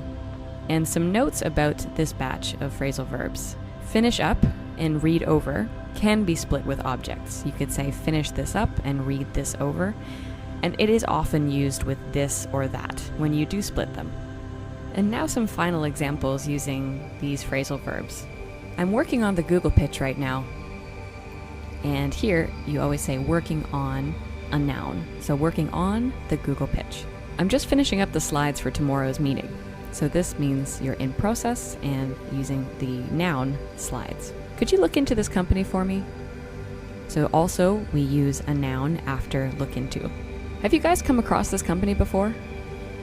Same thing, we use a noun after come across. I need to read this over before we meet. And normally we will have the object in between read and over when talking about a specific document or a specific email. And here are some more details. So these phrasal verbs are the same as the verbs in red. I'm working on the Google Pitch right now is similar to doing a task. So I'm doing the task of creating the Google Pitch. So I'm working on the Google Pitch right now. I'm just finishing up the slides for tomorrow's meeting. Generally means I'm completing them and I'm in the process of completing them. Could you look into this company for me? Means, could you research this company for me, but is more casual. Have you guys come across this company before? And this meaning is, have you seen it by chance? Have you seen this company while you researched? I need to read this over before we meet. And this is the same as I need to review this before we meet. This lesson we're going to practice talking shop over coffee. Let's find out what that means. Today we'll practice using idioms at work. Idioms are a great way to learn about culture because most of the time the meaning comes from some reference to something in history. Now, we're going to use 3 broad categories for idioms for the workplace: conversations, positive events, and negative events. You'll see why in the next slides. So our first section will be idioms for conversations. We have 4 idioms here, and they all relate to conversation. So the first one, talking shop, means to talk about work, and usually in the same office and industry. So talking shop is between 2 coworkers who are in the same industry or office. Ruffling some or any feathers means to make someone angry or annoyed. So usually in a business context, this means to annoy a client or a competitor. On the same page means to know the same information or have the same opinion as someone else or many other people. Up to speed means to have all the information on something that is available. These idioms are useful for communicating with coworkers or describing interactions with clients. So this is a way to talk about communicating. And these 4 idioms will be very useful there. And we often use get with idioms starting with a preposition. So some idioms start with a verb, Others start with a preposition, and in those cases, you can use get as the verb. And here are 4 examples of these 4 idioms. Every month we get together and talk shop. Let's try not to ruffle any feathers with our competition. I think we're on the same page about this topic. I need to get up to speed on this company before we meet. And let's look at some context. Every month we get together and talk shop. So this means talk about our industry. And usually these people are in the same industry. So every month they get together and talk shop. Let's try not to ruffle any feathers with our competition. This means let's try not to make anyone angry at our competition's company. And for ruffle any feathers, we often use to. So not to, or we don't want to ruffle any feathers. I think we're on the same page about this topic means I think we have the same information, and I need to get up to speed on this company before we meet means I need to get all the information. And for the bottom 2, this means before a meeting, when you're preparing, you need to be on the same page, and if you are behind, you need to get up to speed. And note the underlines on the words before and after them. We often use get up to speed on something. Our next section is idioms for positive things. So let's take a look. Ramp up means to accelerate efforts or to get busier at work or with a project. Gain traction is usually about an idea that is in progress or succeeding, and many people are interested in it. To get the ball rolling means to start something. This can be a meeting, an idea, or anything. The ball is in their court means it's someone else's responsibility to act or respond and not yours. So to act or respond to an email or a call, or there is some task that needs to be completed, but it's not your responsibility. Since these are very general, in the workplace, these are useful for starting things or actions that are being taken, and in general, they are used for moving forward. Let's take a look at some examples. And here are those idioms in practice. We're ramping up hiring over the next few months. It will take a while, but I think this idea could really gain traction. I'll reach out to the client and get the ball rolling. We've done our part, the ball's in their court now. And here's some context for these examples. We're ramping up hiring over the next few months.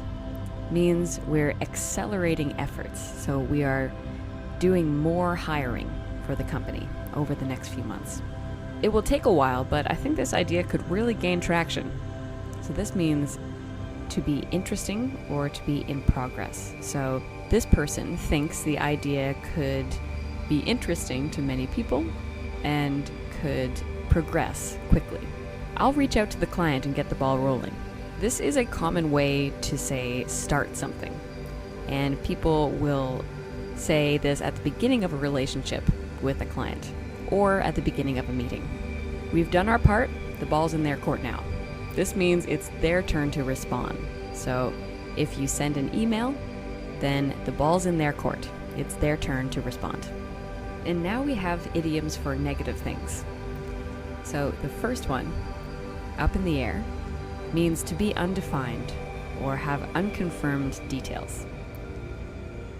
Drop the ball means to make a mistake or not perform well at work on a project.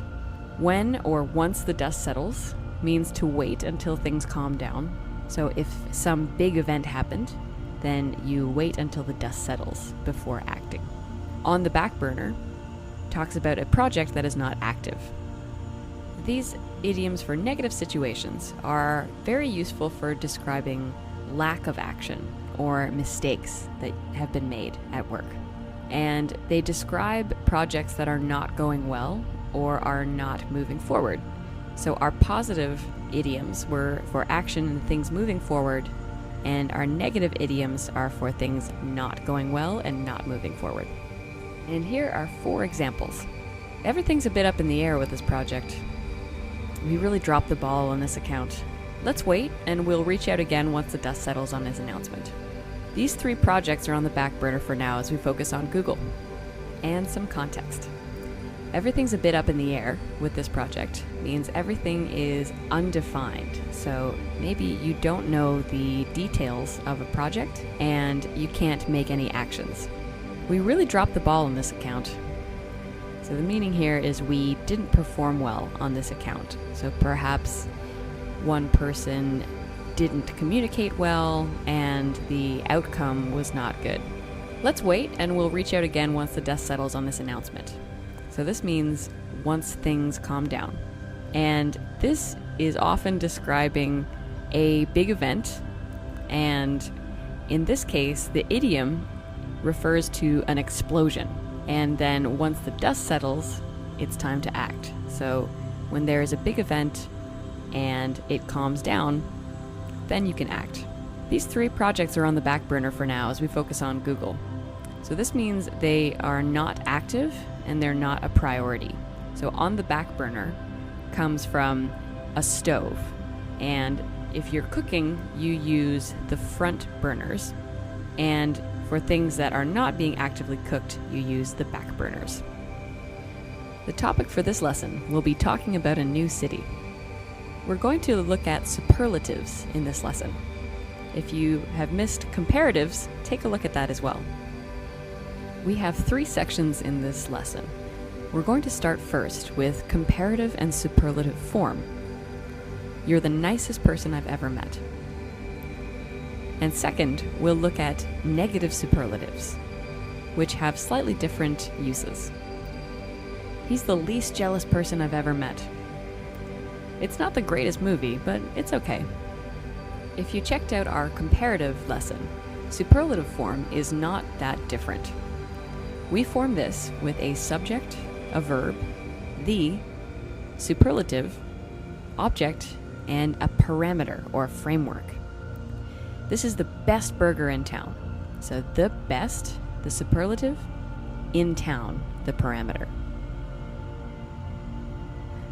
We use the superlative form to describe the top or bottom degree of something within a specific group.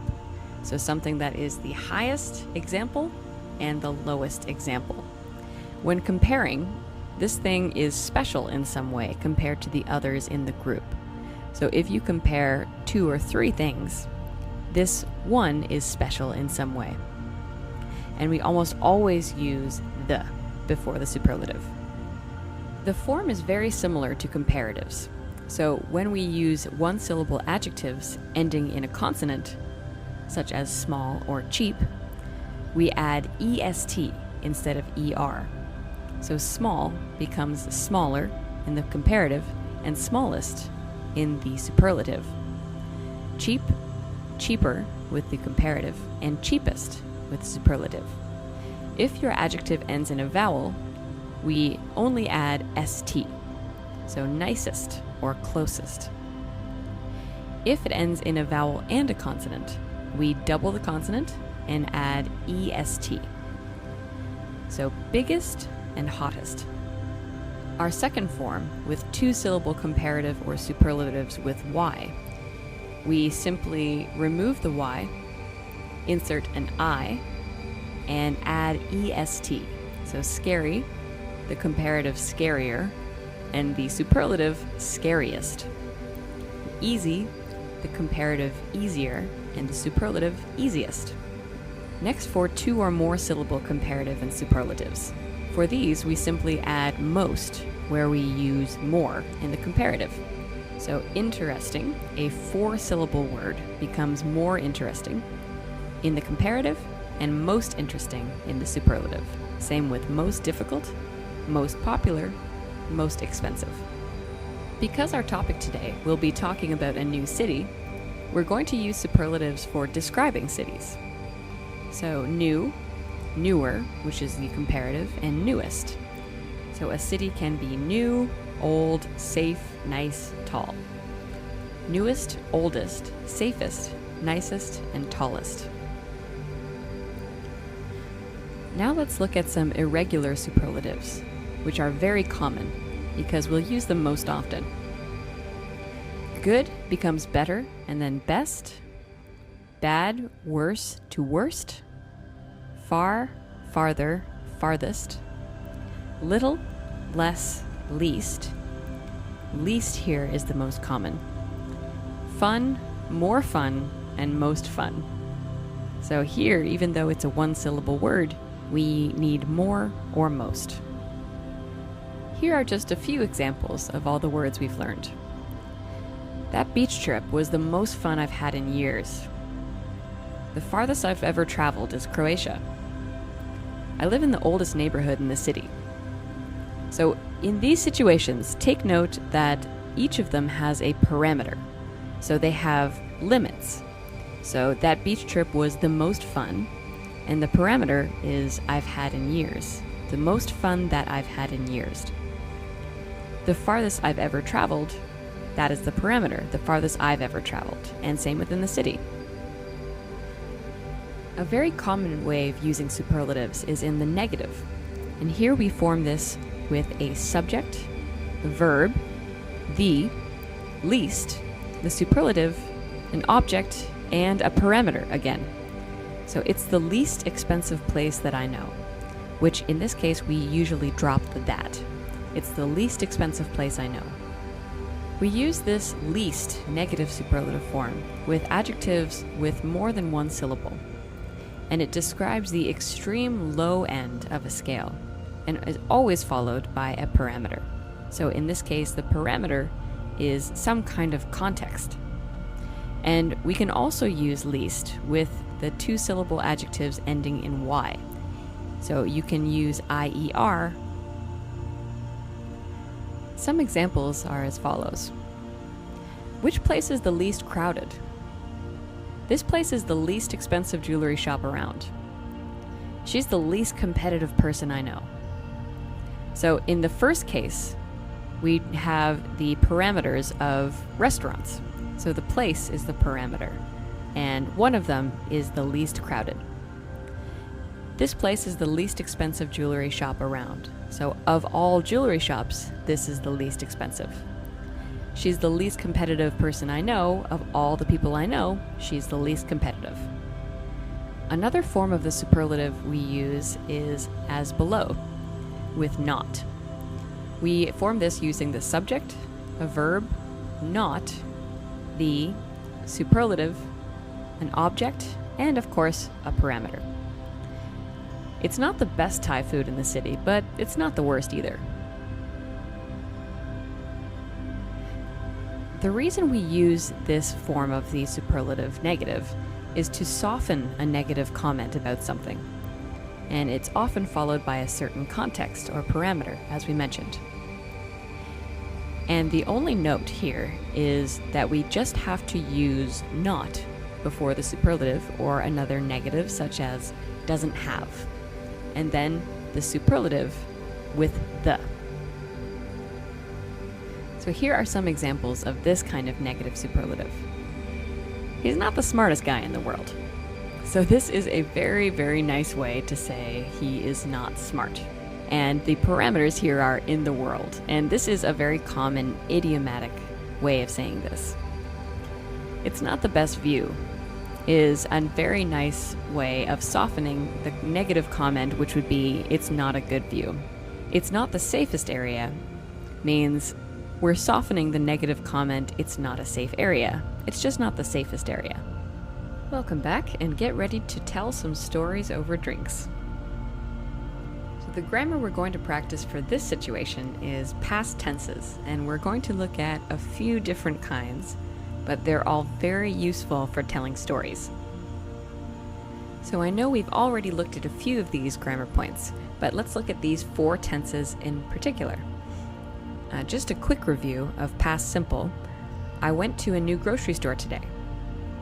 This means that the event took place in the past, finished in the past. Past continuous. I was looking for some new ingredients for dinner. Describes a situation that was happening in the moment in the past. Past perfect. I had been there once before. Describes an experience that happened before another past event. So both were in the past. Past perfect continuous I had been feeling stressed and wanted to try something new. This describes a situation that was happening until another event interrupted it. Or it describes a situation that was happening when another event happened. And this is all in the past. So let's skip simple past and go straight to past continuous review. So this looks like I was looking for some new ingredients for dinner. And to form this, you use a subject, a past tense verb, so in this case was, and an ing verb, in this case looking. Past continuous is commonly used as describing an event that was ongoing but started and finished in the past. For example, it's most often used to describe the environment of a past situation. So when you tell a story, you want to set the scene, and it's often used with a time frame like yesterday or all day. Let's look at a few examples. So a few examples. I was standing in line at the coffee shop and everyone started singing. So I was standing in line is the situation at the time in the past, when another past event began happening. So I was standing in line is a longer situation, and we use the past continuous. And then everyone started singing was a second event during that time. It was raining yesterday, so I bought an umbrella. So in the past, the longer situation that was continuing, it was raining. So another past event, I bought an umbrella. I was listening to a podcast recently about deep sea creatures. I learned a lot.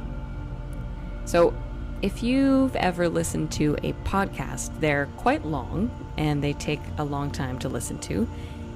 And you can learn while you're listening. So the longer action was listening to the podcast, and the result was I learned a lot. The next tense we'll look at is the past perfect. Now these are formed with a subject, had, and the past participle. So this could be been, or done, or had, or any kind of past participle. I had been there once before. So the most common use of the past perfect is describing an event that started and finished before another past event, usually describing the experience of the speaker in the past. These are often used with words like yet, already, or before. So in the diagram here, the red dot, this event, we would use the past perfect. Before the second dot. Here are 3 examples of using the past perfect in a natural way. When I saw The Godfather 2, I hadn't seen the first one yet. So the meaning of this sentence is, I saw The Godfather 2 before I saw The Godfather 1.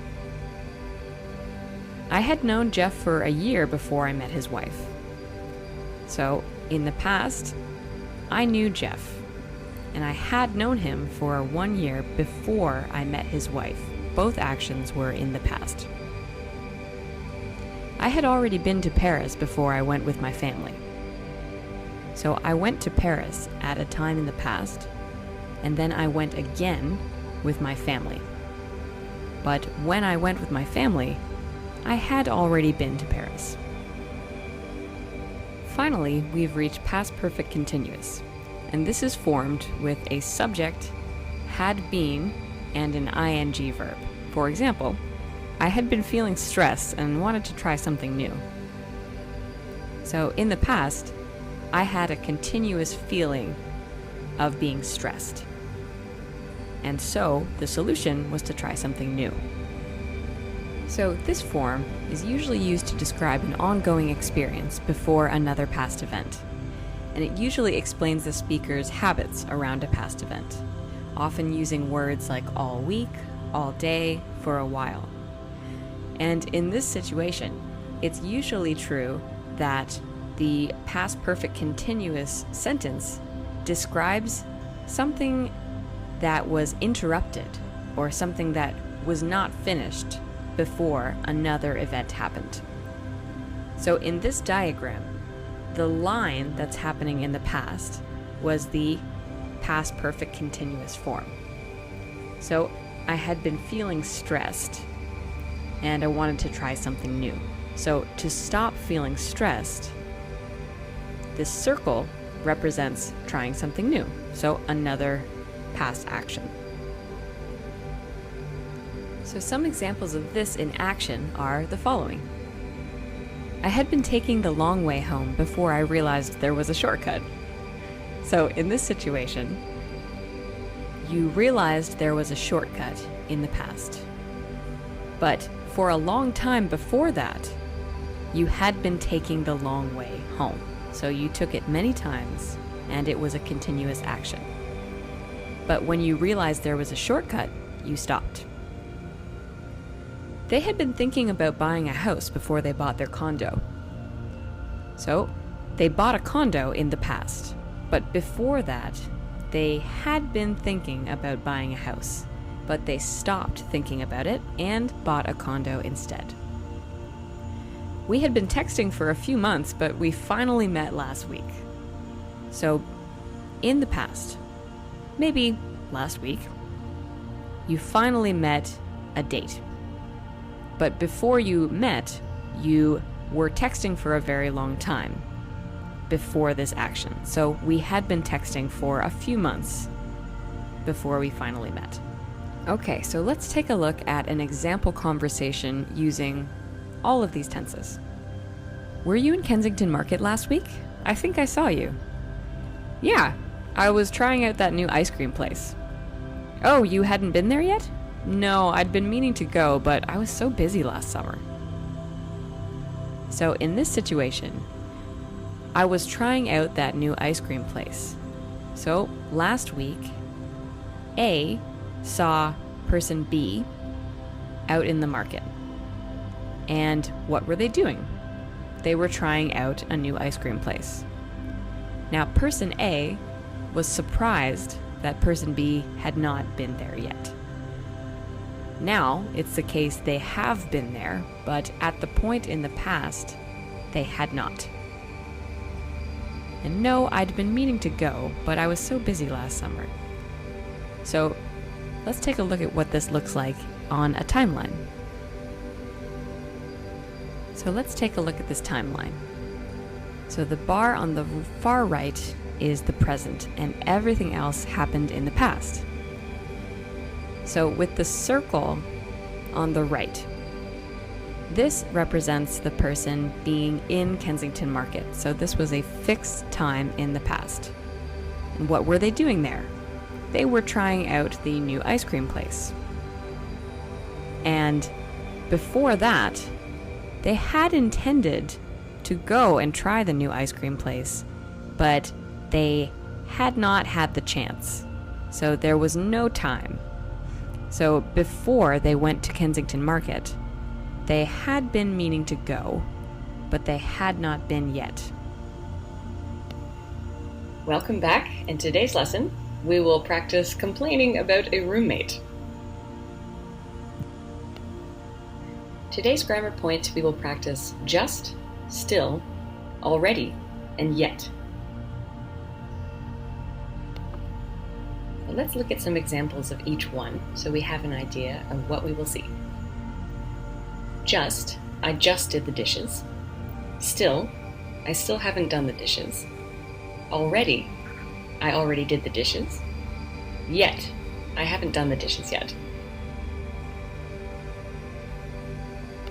Let's review each of these one at a time. For just, the basic structure is subject, just, and a past tense verb. We just finished watching the first season of that show. One note about this grammar point is that we often use it with past simple and present perfect, except one is a bit more casual than the other. Sarah just got a new job. This is our past simple and is quite casual. Sarah has just gotten a new job is a little more polite and actually a little more grammatical. However, we tend to use the casual, the past simple, more often in North American English. We use just when talking about something that happened a very short time before the present moment. It basically means very recently. And there are some other uses of just, which we won't go into detail in this lesson about, but basically we can say just when emphasizing a simple action, and it often means only or at that or this moment, so just now or just then. And some examples. I just got home an hour ago, so this means very shortly before we just arrived home. I just got home an hour ago. We just got a call from the doctor, perhaps a few minutes before now. I've just finished reading that book.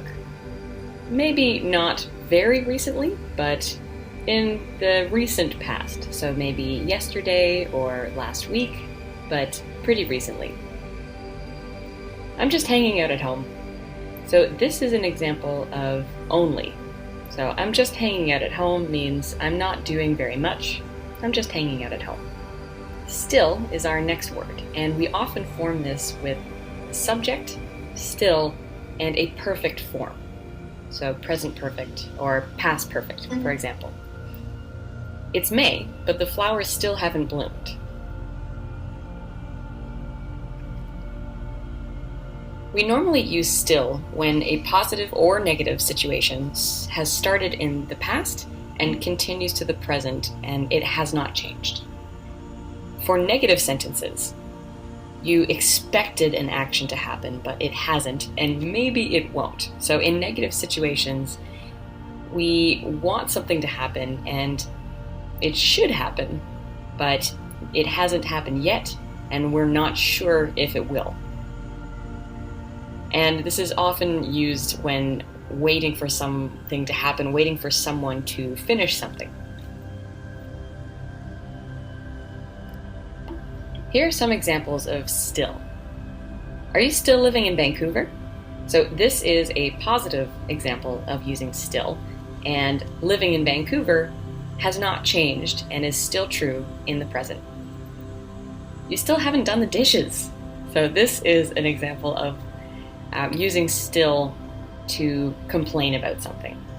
So I expected the dishes to be done, but you haven't done them yet.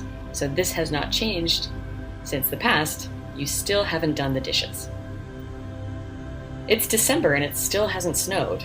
So this is surprising, and it has not snowed this year. We expect it to snow, but it still hasn't. So that situation has not changed. I still haven't read The Hobbit. So this is an example of something also a little bit surprising that was a state in the past and it still continues right now. Now on to already.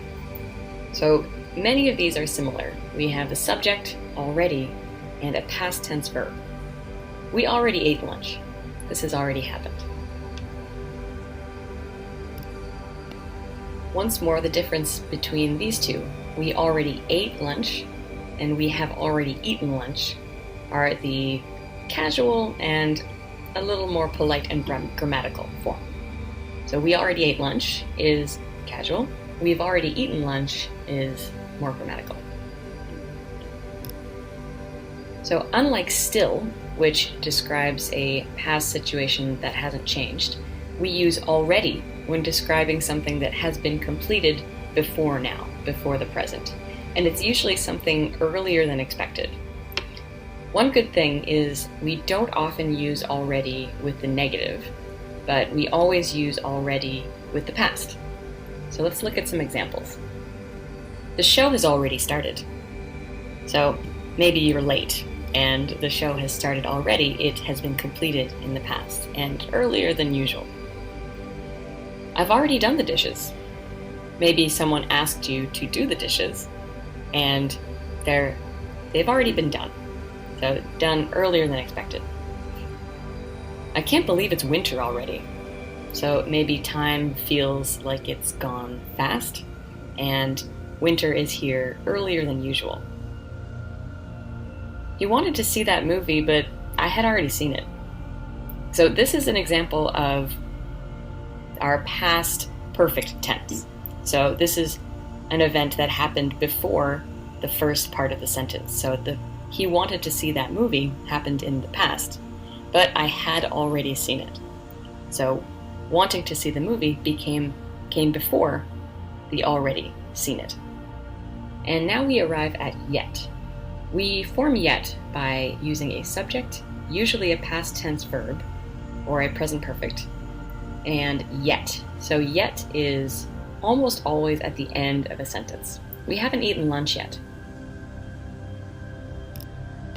Now we use this word when something is expected to happen at any moment, but has not happened. So it's something that hopefully will happen very soon and we are expecting it.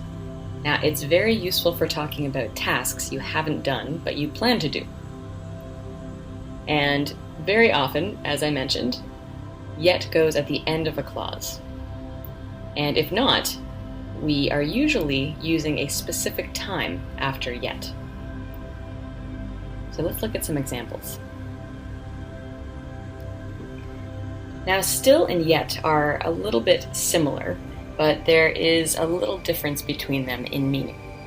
The first sentence, he still hasn't done his dishes. Still refers to an action that started in the past and continues to the present, but we're not sure if this will change in the future when we use still. So we're not sure if he will do his dishes. The second sentence, he hasn't done his dishes yet, means he probably will. I expect him to do the dishes, but he hasn't yet, so that hasn't changed. So still is, we're not sure if this will continue. Yet is, this will probably happen soon. And now some examples. I haven't met Charlie's wife yet. Maybe you've had a friend for a long time, and you will meet Charlie's wife, but you haven't met her yet. I haven't taken a vacation yet this year. Note that after yet, we have a time phrase, so this year. That is acceptable after yet. I haven't taken a vacation yet this year, but I plan to soon. She hasn't called yet, but she will soon. So we're expecting the call more than we are not expecting it. He hasn't finished his report yet. I expect he will soon, but right now, this is not completed.